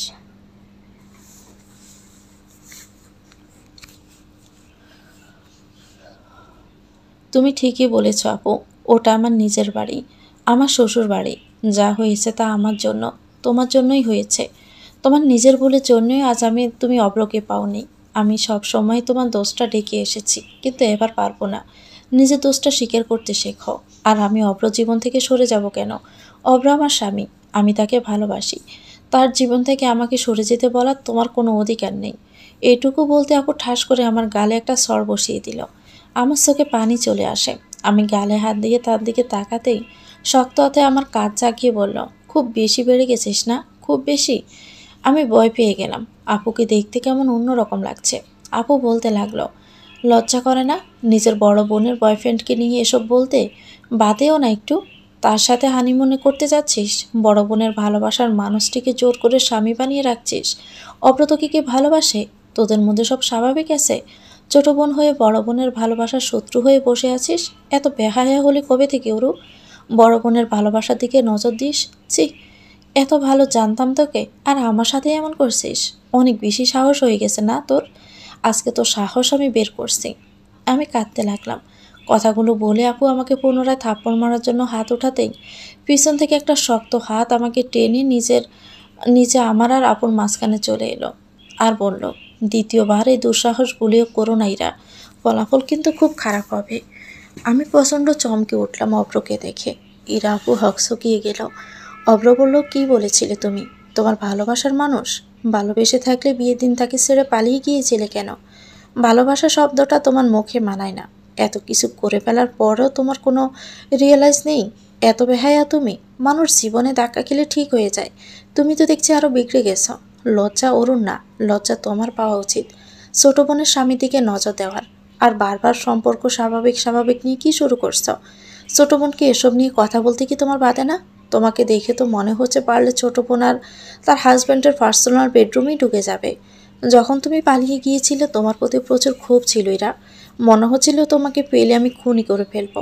কিন্তু পরে আমি কিছু বললাম না কেন জানো? কারণ আমার মনে হয়েছিল তুমি পালিয়ে গিয়ে ভালোই করেছ।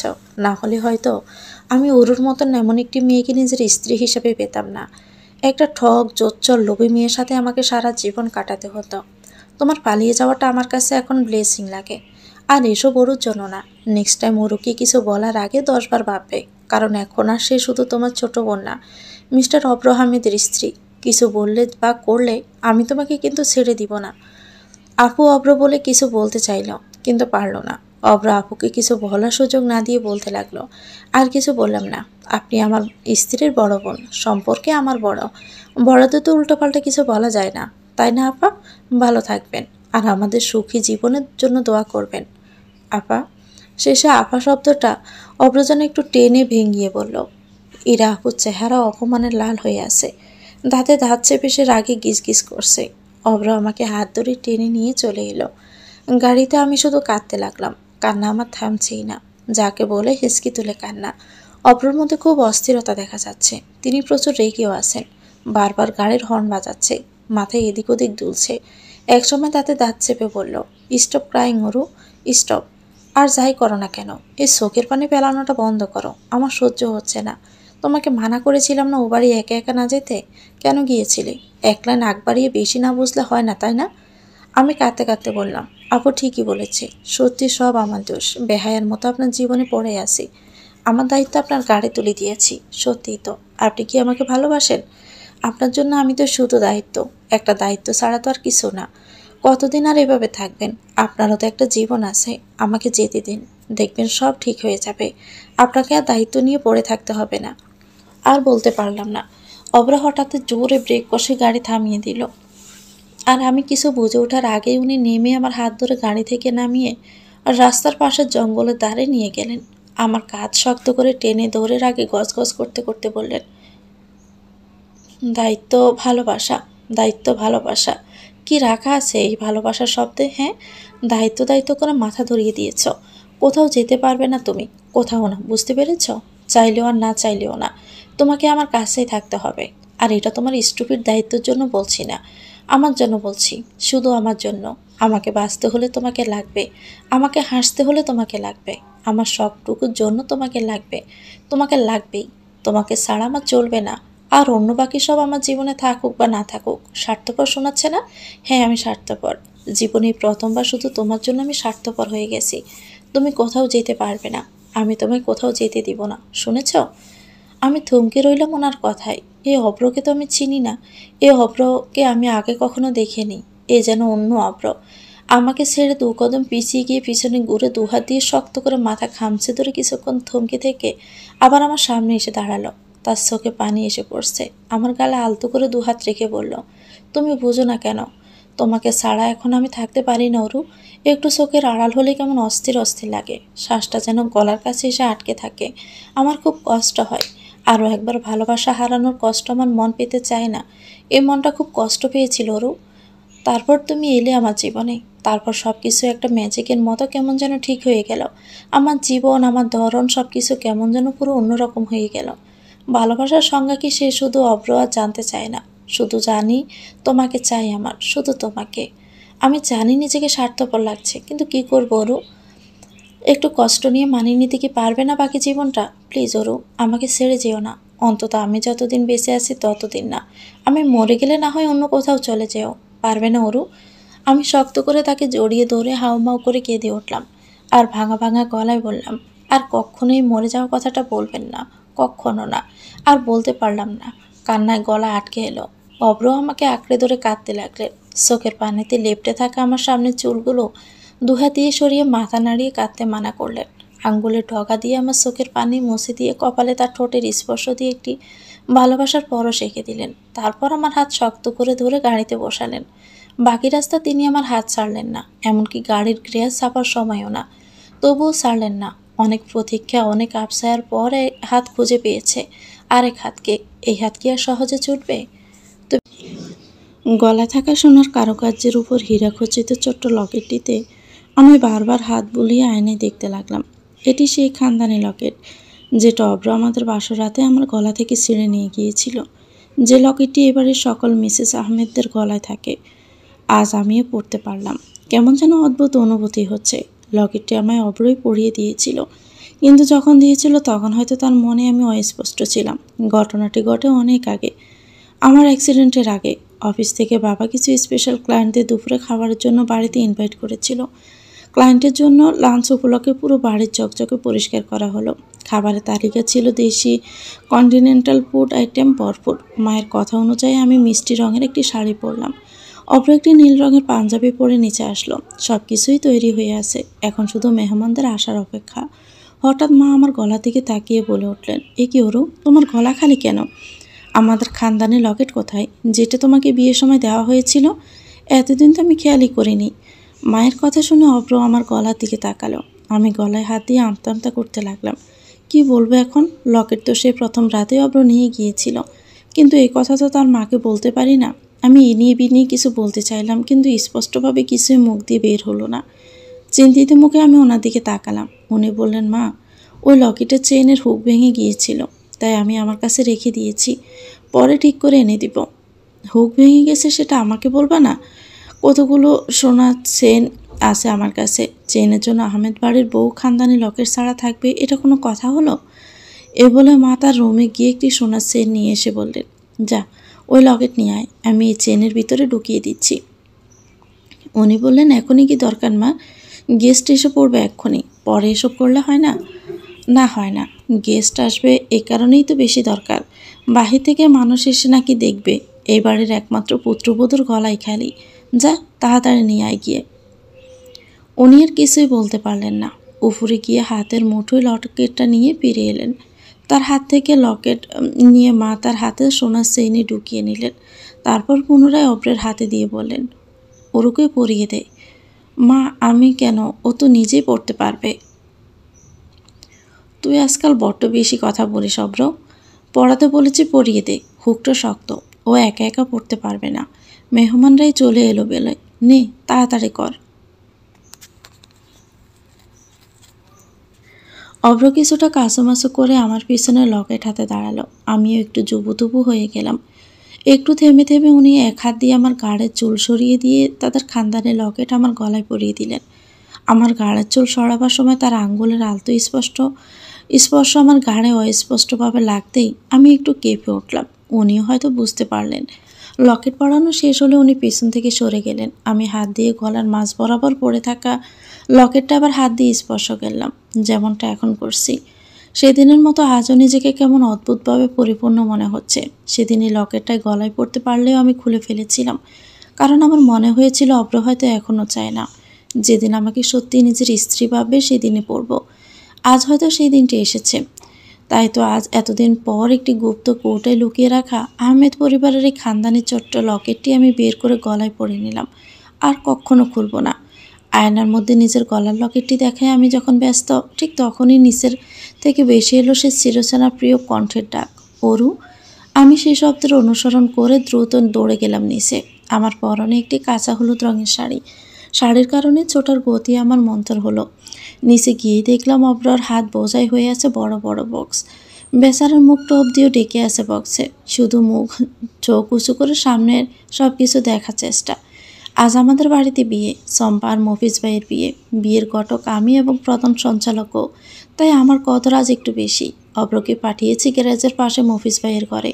সেই রুমটিতে এতদিন মফিজ ভাই একাই থাকতো। রুমটি অপেক্ষাকৃত বড় হলেও একবার জুড়ে আছে রাজ্যের পুরনো বক্সপত্রে।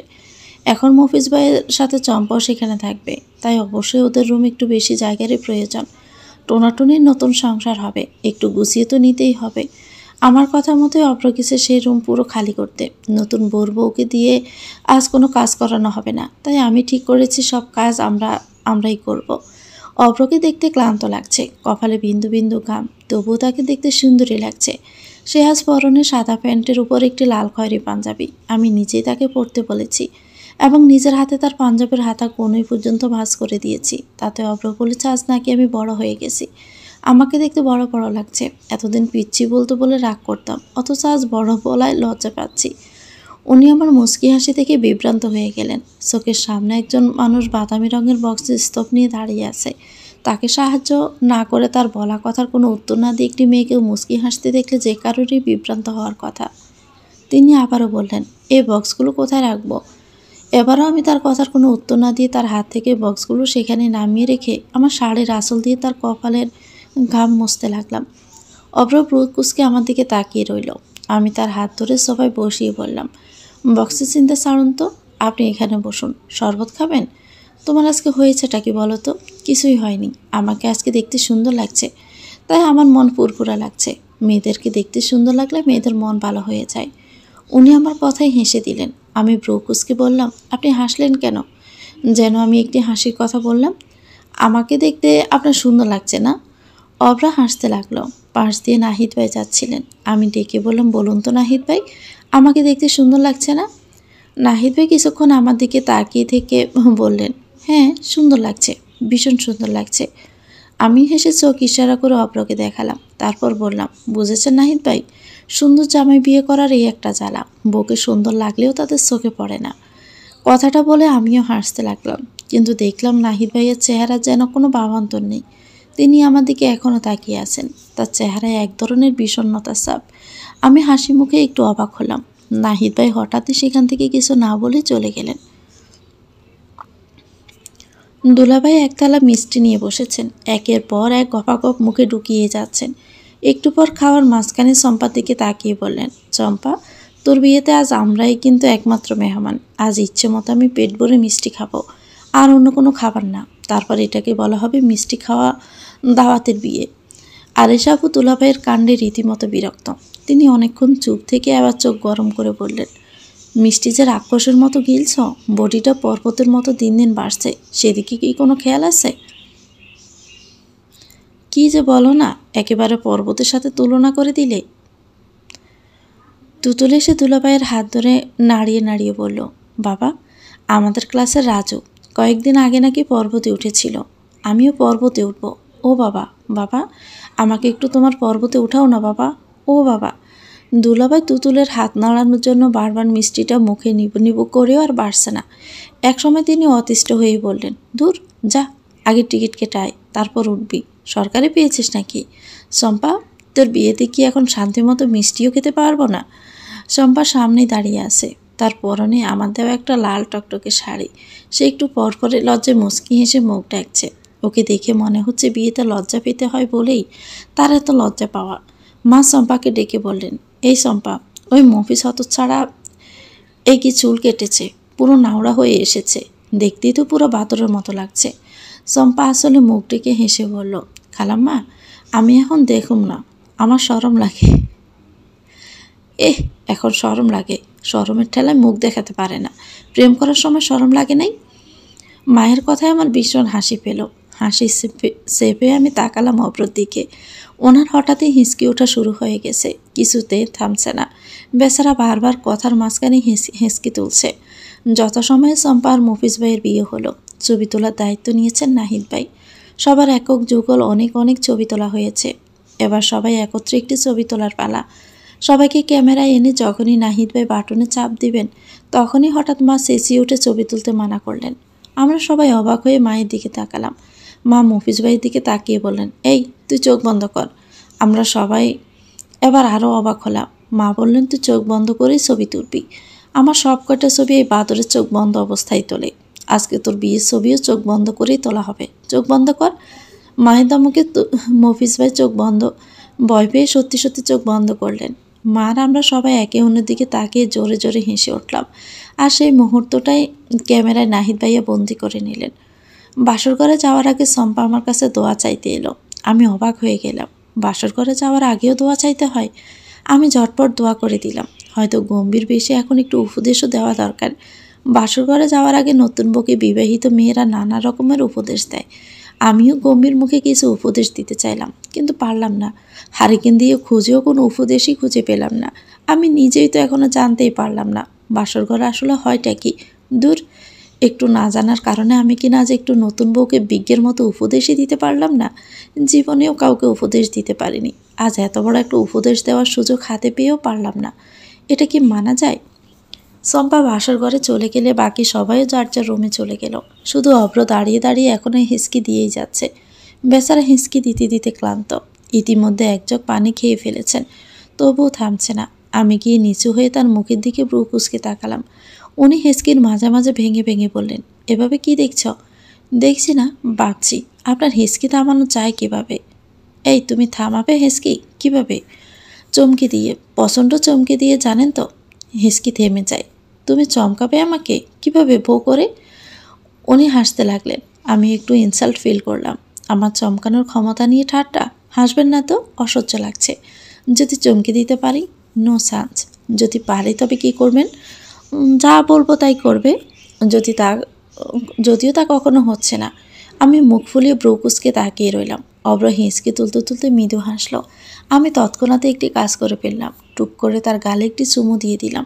উনি চোখ বড় বড় করে আমার দিকে তাকালেন। আমি পিছনে গুলো চুলগুলো হাত দিয়ে পিছনে তার মুখ সিটকে বললাম, হেঁচকি থেমে গেল তো? চাওয়াটা কিন্তু তোলা রইল। যখন চাইবো সুদ সমেত ফেরত দিতে হবে। আমি চলে এলাম। উনি এখনও চোখ বড় বড় করে তাকিয়ে আছেন। তা শুধু হেঁচকি তোলাই বন্ধ হয়নি। গতকাল সোমবার বিয়ের সারা দিনের হই হুল্লোড় ক্লান্ত মাখা বালিশে মাথা ঠেকাতে অনেক রাত হয়ে গিয়েছিল। সেই সুবাদে সকালে ঘুম থেকে উঠতে অনেক দেরি হয়ে গেল। ঘুম থেকে উঠে নিচে গিয়ে জানতে পারলাম নাহিদ ভাই চলে গেছেন। এই মাত্র বেরিয়েছেন। আমি অবাক হলাম, এভাবে হুট করে চলে যাচ্ছেন কেন? আমাকে একটু জানালেনও না।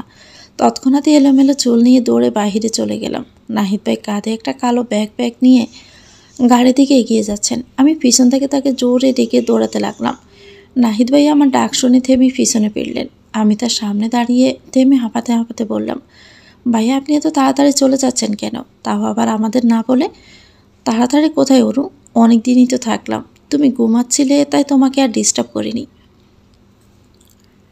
ভাইয়া, এটা আপনার জন্য। এ বলে আমি তার দিকে উল দিয়ে বানানো কমলা রঙের একটি ছোট্ট সরে পাখি এগিয়ে দিলাম। চাবিটির মাথায় একটি রিং বসানো। নাহিদ ভাইয়া খুব যত্ন করে পাখিটি হাতে নিয়ে বললেন, ধন্যবাদ অরু। ভাইয়া আপনি না, আমি আপনাকে ধন্যবাদ বলতে চাই। ধন্যবাদ ভাইয়া, আপনি আমাদের খুব হেল্প করেছেন, আমাদের দুজনের মিসআন্ডারস্ট্যান্ডিং দূর করে দিয়েছেন। সত্যি আপনি যদি না আসতেন তবে এসব কিছুই হতো না। আপনাকে অনেক অনেক ধন্যবাদ ভাইয়া। My pleasure. সিঙ্গেল থেকে তো শুধু বসে বসে ঝিমুচ্ছিলামই, এর ফাঁকে 2 ভালোবাসার যৌগলের কাজে আসতে পেরেছি, এতেই আমি ধন্য। আমি হেসে বললাম, দেখবেন ভাইয়া, আপনার জীবনেও শীঘ্রই আপনার ভালোবাসার মানুষ আসবে। তা সম্ভব না অরু, আর আমি এখন চাইও না, আর কখনো তা সম্ভবও না। এই বলে নাহিদ ভাইয়া চলে গেলেন। আমি একটু অবাকি হয়ে তাকিয়ে রইলাম তার কথায়। নাহিদ ভাই আর একটু এগোতেই অব্র তার সামনে গাড়ি নিয়ে এলো। গাড়ি থেকে নেমে নাহিদ ভাইয়ের সাথে কুশল বিনিময় করে তাকে বিদায় জানালো। অব্র ফিরে রুমে আসতেই আমি তাকে জিজ্ঞেস করলাম, আচ্ছা নাহিদ ভাই এমন হুট করে চলে গেলেন কেন? তার না আরও কিছুদিন থাকার কথা ছিল? হুট করে বলল ওর নাকি কাজ আছে, যেতে হবে। হুট করে তার এমন কী কাজ পড়তে পারে? অব্র আর কিছুই বলল না, চুপ করে রইল। কিছুক্ষণ পর হঠাৎ করে বলল, অরু, আমার মনে হয় কি নাহিদ তোমাকে পছন্দ করে, হয়তো পছন্দ না, তোমাকে ভালোবাসে। তার কথা শুনে আমি প্রচণ্ড পরিমাণে অবাক হলাম। কি বলছেন উনি? ফাজলামো করছেন না তো? ফাজলামো করে থাকলে এটা কোন ধরনের ফাজলামি? কি বলছেন আপনি এসব উল্টাপাল্টা কথা? উল্টাপাল্টা না, মনে হচ্ছে তাই বলছি। শুধু মনে হচ্ছে না, আমি অনেকটা শিওর। একবার নাহিদ আমাকে বলেছিল ওর তোমাকে ভালো লেগেছে। কবে? এখন না, অনেক আগে, যখন আমার ইরার সাথে রিলেশন ছিল তখন। নাহিদ আমার গার্লফ্রেন্ডকে দেখতে চাওয়ায় আমি ইরার থেকে একটা ছবি নিয়ে ওকে দেখিয়েছিলাম। সেই ছবিতে ইরার সাথে তুমিও ছিলে, সেই 2 বেনি করা ছোট্ট অরু। নাহিদ দেখে বলেছিল, দোস্ত তোর হবু শালিকে তো আমার পছন্দ হয়ে গেল রে, কি মিষ্টি দেখতে। তোর সেটিংটা হয়ে গেলে কিন্তু আমাকেও করিয়ে দিতে হবে প্লিজ ভাই। আমি তখন ওর কথার পাত্তা দেইনি, ভেবেছিলাম মজা করছে। বন্ধুর গার্লফ্রেন্ড বা বউ দেখলে এমন সবাই একটু একটু তার ছোটো বোনকে নিয়ে মজা করে। ব্যাপারটা সেখানেই থেমে গিয়েছিল। নাহিদও আর কিছুই বলেনি। কিন্তু এত বছর পর আজ হঠাৎ করে মনে হচ্ছে সেদিন নাহিদ কথাগুলো মজার চলে বলেনি। ও সত্যি হয়তো তোমায় পছন্দ করে। তোমার দিকে ওর তাকিয়ে থাকা, তুমি যখন হাসো কথা বলো তখন মুগ্ধ হয়ে তোমার কথা শোনা, তারপর কাল তো দেখলেই তোমার দিকে তাকিয়ে থেকে কেমন বিষণ্ণ হয়ে পড়েছিল। সব কিছু মিলিয়ে আমার ভাবনাটাকে সত্যি বলেই মনে হলো। কথাগুলো বলে অব্র একটা প্যাকাশা হাসি দিল। আমি হতভম্ব হয়ে গেলাম। কি বলে কি উনি এসব? নাহিদ ভাইও পছন্দ করে আমাকে? কত তার সাথে কথা বলেছি, খিলখিল করে হেসেছি, কখনো তো মনে হয়নি। কিন্তু আজ জানতে পেরে কেমন যেন অস্বস্তি লাগা শুরু হয়ে গেল। ব্যাপারটা যেন কেমন, অব্র না জানি কী ভাবছে। উনি হয়তো আমার মনের কথা বুঝতে পারলেন। তুমি আবার এমন মুখ করে দাঁড়িয়ে রইলে কেন? আমি কিছুই মনে করছি না, কারণ আমার ওরও এমনই, যে কাউকে ভালোবেসে ফেলব। অব্র অফিসে চলে যাওয়ার পর বেডে আধা শোয়া হয়ে ফোন টিপছিলাম। এমন সময় সম্পা একটি ভাঁজ করা কাগজ নিয়ে প্রবেশ করলো। আমার সামনে বাড়িয়ে দিয়ে বলল, দেখেন তো আপামনি, এটা কি? নাহিদ ভাইজানের রুম পরিষ্কার করবার কালা বালিশের নিচে পাইলাম। জরুরি জিনিস হয় না কি এর লাগে আপনার দ্বারে নিলাম। আমি হাত বাড়িয়ে কাগজটা হাতে নিলাম। সম্পা চলে গেলে কাগজের বাসটি খুলে দেখলাম একে কাগজ নয়, বলতে হবে চিঠি। আর চিঠিতে যা লেখা তা হলো, অরু, এই কথাগুলো আমি তোমাকে কখনোই বলতে চাইনি। এসব জানা মানেই শুধু শুধু আমাদের সহজ সম্পর্কের মধ্যে অস্বস্তি ঢুকিয়ে দেওয়া। তবেও বলতে হলো, কারণ আমি কাল রাতে বুঝে গিয়েছিলাম অভ্র সবটা বুঝতে পেরে গেছে। আর অভ্র যখন বুঝতে পেরে গেছে তখন সে অবশ্যই তোমাকে জানাবে। অভ্রর এই একটা স্বভাব, কোনো কথা কোনো সম্পর্কে কোনো অস্পষ্টতা রাখবে না।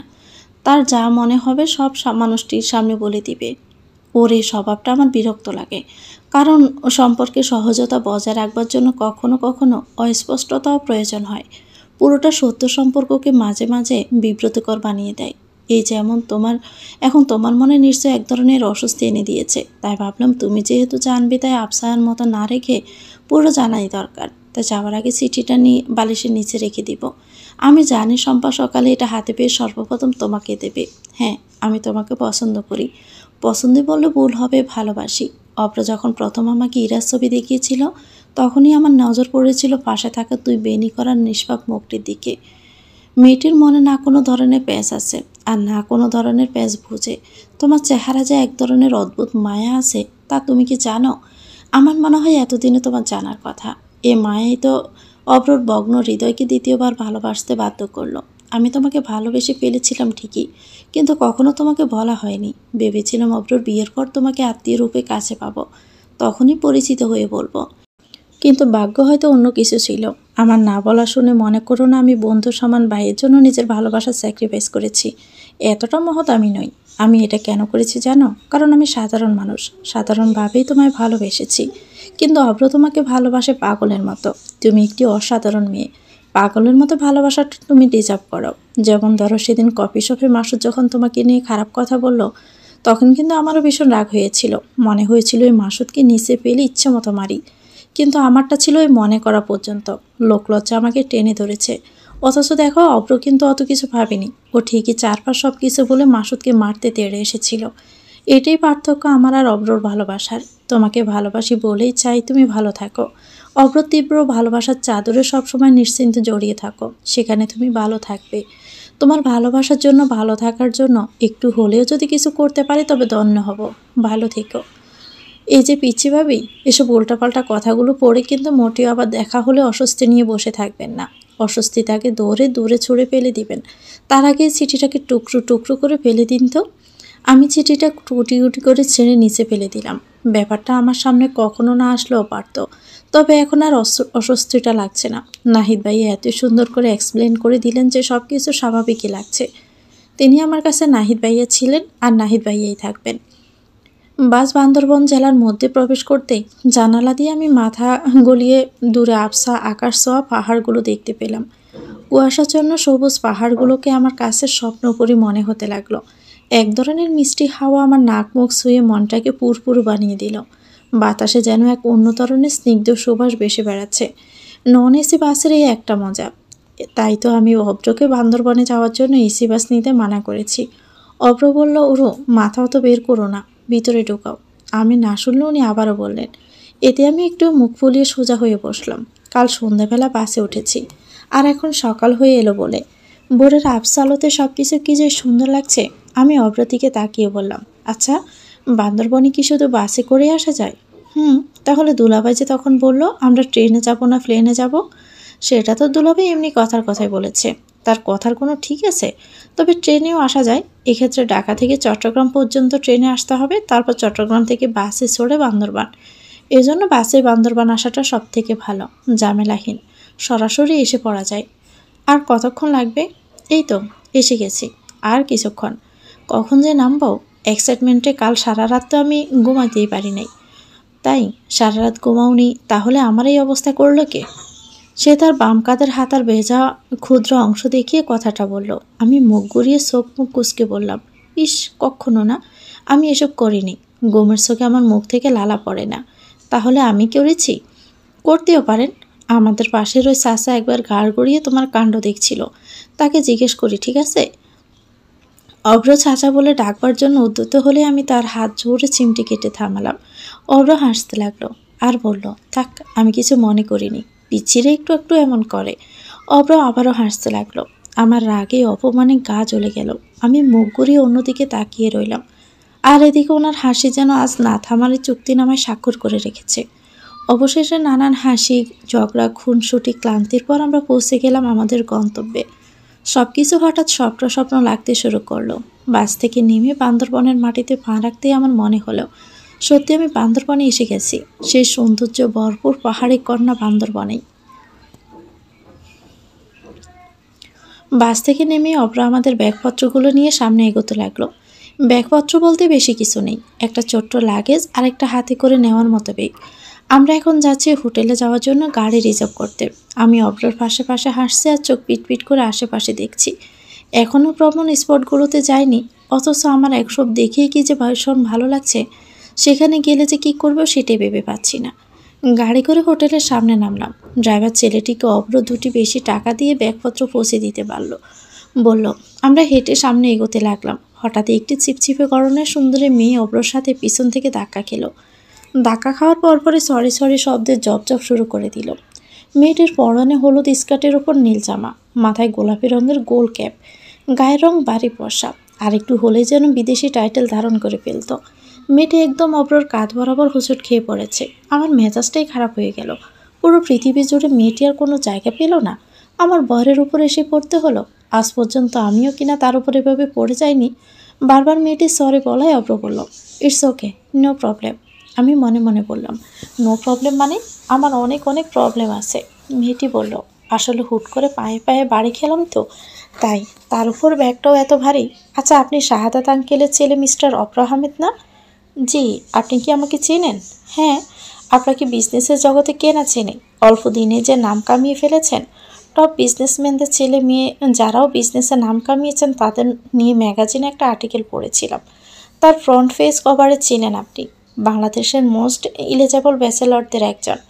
আপনি হয়তো আমাকে চিনতে পারেননি। শাহাদাত আঙ্কেলের সাথে আমার বাবা মোফাজ্জল করিম একটি প্রজেক্টের সাথে যুক্ত হয়ে একসাথে কাজ করেছিলেন।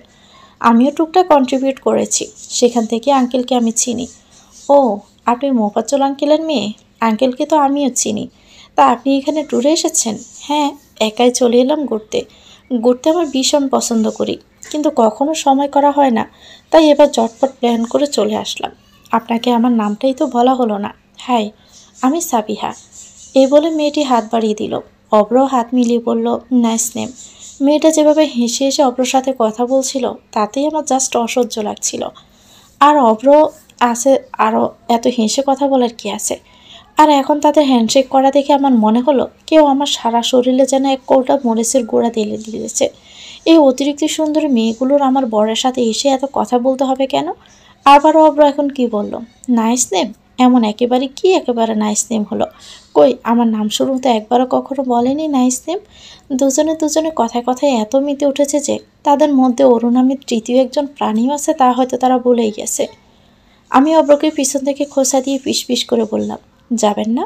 সাবিহা নামের মেয়েটি একটু কৌতূহলী চোখে আমার দিকে তাকালো। অব্র বলল, আমার ওয়াইফ অরু। আপনার ওয়াইফ? মেয়েটা তো বেশ মিষ্টি দেখতে। সরি, আমি প্রথমে তো বুঝতেই পারিনি। আপনার ওয়াইফকে বেশ ছোট লাগছিল তো, তাই। হাই অরু। আমি বললাম, হাই। আমি কিন্তু অতটাও ছোট না, আর কয়েক মাস পরে আমি অনার্স সেকেন্ড ইয়ারে উঠে যাব। অব্র আমার কথায় ব্রু কুঁচকে তাকালো। সাবিয়া তখন হেসেই বলল, তাই মিস্টার অব্র, আপনাকে ম্যাগাজিনে মোস্ট এলিজেবল ব্যাচেলর হিসাবে দেখার পর সামনাসামনি সাক্ষাৎকারে দেরি করে ফেললাম। এখন তো আর আপনি ব্যাচেলর নন, ম্যারিড হয়ে গেছেন। অব্র প্রতি উত্তরে মৃদু হাসল। মেয়েটি তখন বলল, আপনারাও কি এই হোটেলেই উঠেছেন? হ্যাঁ। ও, তাহলে তো ভালোই হলো। চলো একসাথেই তাহলে যাওয়া যাক। এরপর মেয়েটি আমাদের সাথেই হাঁটতে লাগলো আর ইশারায় ব্যাগ ভারী হওয়ার সমস্যা বোঝাতে লাগলো। অব্র বলল, আপনার বোধহয় সমস্যা হচ্ছে, আমার কাছে দিন। আরে না না, ঠিক আছে, ইটস ওকে, দিন। মেয়েটি নিয়ে নিল। হাঁটার সময় আমি ফিস করে অব্রকে বললাম, মেয়েটার কি টাকা নেই? ড্রাইভারকে দিয়ে আনালো না কেন? অব্র আমার দিকে তাকিয়ে ইশারা চুপ করতে বলল। আমি চুপ করে রইলাম, কিন্তু আমার মন চুপ হলো না। আমার বরের কি আর খেয়ে দিয়ে কাজ নেই? অন্য মেয়েদের ব্যাগ উঠাতে যাবে, আর এই মেয়েটা আমাদের সাথে সাথে এভাবে হাসছে কেন? কাকলদের যে একটু প্রাইভেট স্পেস দিবে সে কাণ্ডজ্ঞান তার নেই। হোটেলে ঢুকে রিসিপশনে গিয়ে আমরা চাবির জন্য ওয়েট করতে লাগলাম। রুম আগে থেকেই বুকিং করে রাখা, তবুও কিছু ফর্মালিটি পূরণ করতে হবে। সাবিহা নামের অতি সুন্দর মেয়েটি আমাদের দিকে তাকিয়ে বলেন, আপনারাও কি প্রথম ঘুরতে এসেছেন? উনি বললেন, রিসেপশনিস্ট অব্রকে আরেকটি কাগজে সাইন করতে বলায় তিনি পাশে সরে গেলে আমি সাবিহাকে বললাম, আসলে আমরা হানিমুনে এসেছি, নতুন বিয়ে হয়েছে তো, তাই। সাবিহা মেয়েটি আমার কথার প্রতি উত্তরে একটু ঠোঁট টেনে হেসে ফোন টিপতে ব্যস্ত হয়ে পড়ল। ইস, এখন আমার সাথে ফোন টেপা দেখাচ্ছে, আর অব্র থাকলে তো কথার পর কথা বলতেই থাকে। রুমে ঢুকে এক পলক দেখে আমার চোখ যেন জুড়ে গেল। হোটেলটা দেখতে অসম্ভব সুন্দর। রুমগুলো যেন এখন মনে হচ্ছে আরও সুন্দর। মাঝখানে সাদা দবদবা চাদরে ঢাকা একটি বড় বিছানা, পাশে ছোট্ট মতন একটি কাঠের টেবিল, আলমারি, একটি 2 বেডের সোফা, টিভি আর অ্যাটাচড বাথরুমও আছে। দেওয়ালগুলোতে হালকা আকাশি রং করা। দবদবে সাদা নরম বিছানা দেখতে সারা রাত্রির ক্লান্তি কাঁধে চেপে বসল। আমি শুতে চাইলাম, আর তখনই উনি বাধা দিয়ে বললেন, এখন না, আগে ফ্রেশ হও, নাস্তা করো, তারপর। তার কথা মতো ফ্রেশ হয়ে নাস্তা সেরে নরম তুলতুলে বিছানায় গায়ে এলিয়ে দেওয়ার 2 সেকেন্ডের মাথায় আমার চোখে ভারী ঘুম ভর করলো। ক্লান্তি মাখায় ঘুমটি আমার মনে হলো এত শান্তিময় আমি আর কখনোই দেইনি। কিন্তু ঘুমানোর কিছুক্ষণ পরেই মনে হলো অব্র আমার কাঁধ ধরে ঝাঁকাতে লাগলো। আমি শুধু একবার ঘুমের ঘোরে বিরক্তি নিয়ে উফ করে উঠলাম। অব্র বলল, অরু, এই লাস্ট আমি আর ডাকছি না, এবার আমি একা একাই ঘুরতে চলে যাব। কিন্তু তার ঘুরতে যাওয়ার কথা শুনে আমি লাফ দিয়ে উঠে পড়লাম। আমি তো ঘুরতে যেতেই চাই, আপনি না বললেন 1-1.5 ঘন্টা পর যাবেন? তো কখন যাচ্ছি? তুমি এতক্ষণ ঘুমিয়েছ, তার কোনো হিসাব আছে? কতক্ষণ? 2 ঘন্টা। 2 ঘন্টা? কিন্তু আমার তো মনে হচ্ছে 2 মিনিটও হলো না। এখন কি শুধু কথাই বলবে, নাকি রেডি হবে, নাকি আমি একা একাই ঘুরতে চলে যাব? না না। তার কথা শুনে দ্বিতীয়বার আমি লাফ দিয়ে উঠে বাথরুমে চলে গেলাম। রেডি হয়ে আমরা দুজনে হোটেল থেকে বেরিয়ে পড়লাম। আজ আমি পরেছি একটি লাল কালো রঙের 3 পিস, অপর পরনে 200 রঙের শার্ট আর সাদা জিন্স প্যান্ট। শুনুন, আমরা কি 10 দিনই হোটেলেই থাকবো? না, দুলাভাই হোটেলে 10 দিনের বুকিং করেই রেখেছেন, কিন্তু আমরা হোটেলে কিছুদিন থাকবো। এই 2 দিন বান্দরবন শহরের আশেপাশে যা আছে দেখব, আর এর ফাঁকে বান্দরবন শহরটাকেও তোমার দেখা হয়ে যাবে। এরপর আমরা বান্দরবন শহর ছাড়িয়ে আরও ভিতরের দিকে রিসোর্টে থাকবো। ভাগ্য ভালো হলে কটেজও পেয়ে যেতে পারি। আপনি প্লিজ কটেজে থাকার চেষ্টাই করবেন, আমার কটেজে থাকার খুব ইচ্ছে। আচ্ছা বেশ, দেখব। আপনি কি এর আগেও বান্দরবনে এসেছেন? অনেকবার এসেছি। আপনি এতবার দেখেছেন, তাহলে আপনার কি এখন আর আমার সাথে অত ভালো লাগবে দেখতে? লাগবে না কেন? প্রকৃতি এমন একটা জিনিস যা সৌন্দর্য কখনো একঘেয়েমি ব্যাপারটা আসে না, যত দেখবে ততই মুগ্ধ হবে। হাই মিস্টার অব্র। ওই মিসেস সাবিহা না পাবিহাকে দেখে আবারও আমার চোখ শুরু হয়ে গেল। অব্র বললেন, হ্যালো মিস সাবিহা, আপনারা কি এখন ঘুরতে বের হচ্ছেন? হ্যাঁ, ওরকে নিয়ে একটু স্বর্ণমন্দির দেখিয়ে আনার কথা ভাবছি। ও গ্রেট, আপনারা যদি কিছু মনে না করেন আমি কি আপনাদের সাথে জয়েন করতে পারি? আসলে আমি একা এসেছি তো, আর আমার এখানকার ভ্রমণ স্পট সম্পর্কে তেমন একটা ধারণা নেই। অব্র কিছুক্ষণ ইতস্ত করে বলে দিল, নো প্রবলেম, আপনি আসতে পারেন, আমাদের কোনো অসুবিধা নেই। আবারও বলে দিল, নো প্রবলেম। আমরা যে মিনি মিনি প্রবলেম। ভিতরে ফুসে ফুসে উঠে আমি ভাড়া করে রাখা জিপ গাড়িতে উঠে বসলাম। তারা দুজনে উঠলে গাড়ি স্টার্ট দিল। আমি ওনার কানে ফিসফিস করে কথাটা বললাম, আপনার সাথে তাকে নেওয়ার কি দরকার ছিল? উনিও ফিসফিস করে বললেন, এখন মুখ সেদে বললে না করি কিভাবে? অসহ্য। গাড়ির মধ্যে সাবিয়ার সাথে একটু পরপরই এক একটা টপিক উঠিয়ে কথা বলতে লাগলো, আর আমি স্বভাবত চলতে লাগলাম। ইচ্ছে করছিল মেয়েটাকে গাড়ি থেকে ছুঁড়ে ফেলে দেই। আমি আমার অব্রর হাতে হাত রেখে একটা বেংসি দেখিয়ে যাই। স্বর্ণমন্দিরে গিয়ে পৌঁছাতে আমরা সবাই গাড়ি থেকে নেমে গেলাম। সাবিয়া হঠাৎই তার গলায় পেঁচানো হলুদ নীল মিশ্রণের স্কার্ফ দেখিয়ে অব্রকে বলল, মিস্টার অব্র, এই স্কার্ফটা আমি জার্মান থেকে কিনেছিলাম। বলুন তো আজকে আমাকে দেখতে কেমন লাগছে? আপনাকে দেখতে সুন্দর লাগছে। সাবিয়া খুশি হয়ে স্বর্ণমন্দিরের দিকে এগিয়ে গেল। আমি অব্রর দিকে তাকিয়ে আগে ফসফস করে বললাম, আপনার তাকে সুন্দর লাগছে? নিজের বউকে তো একবারও বললেন না, আর অন্য মেয়েদের সুন্দর লাগছে, তাই না? অব্র কাঁপড়ে গিয়ে বলল, এখন আমি কি বলবো? নিজের থেকে যদি জিজ্ঞেস করে কিছু তো একটা বলতেই হবে, তাই না? আর আমার ওরকে তো সবার থেকে সবচেয়ে বেশি সুন্দর লাগে সব সময়। মিস সাবিয়া থেকেও কি সুন্দর গভীর কালো চোখ, আর মিস সাবিয়ার চোখ কেমন বাদামি বাদামি। আমি মুখটা আরও ফুলিয়ে বললাম, আপনি তার চোখটাও এত ভালো করে খেয়াল করেছেন? বাদামি লাল না ছাই?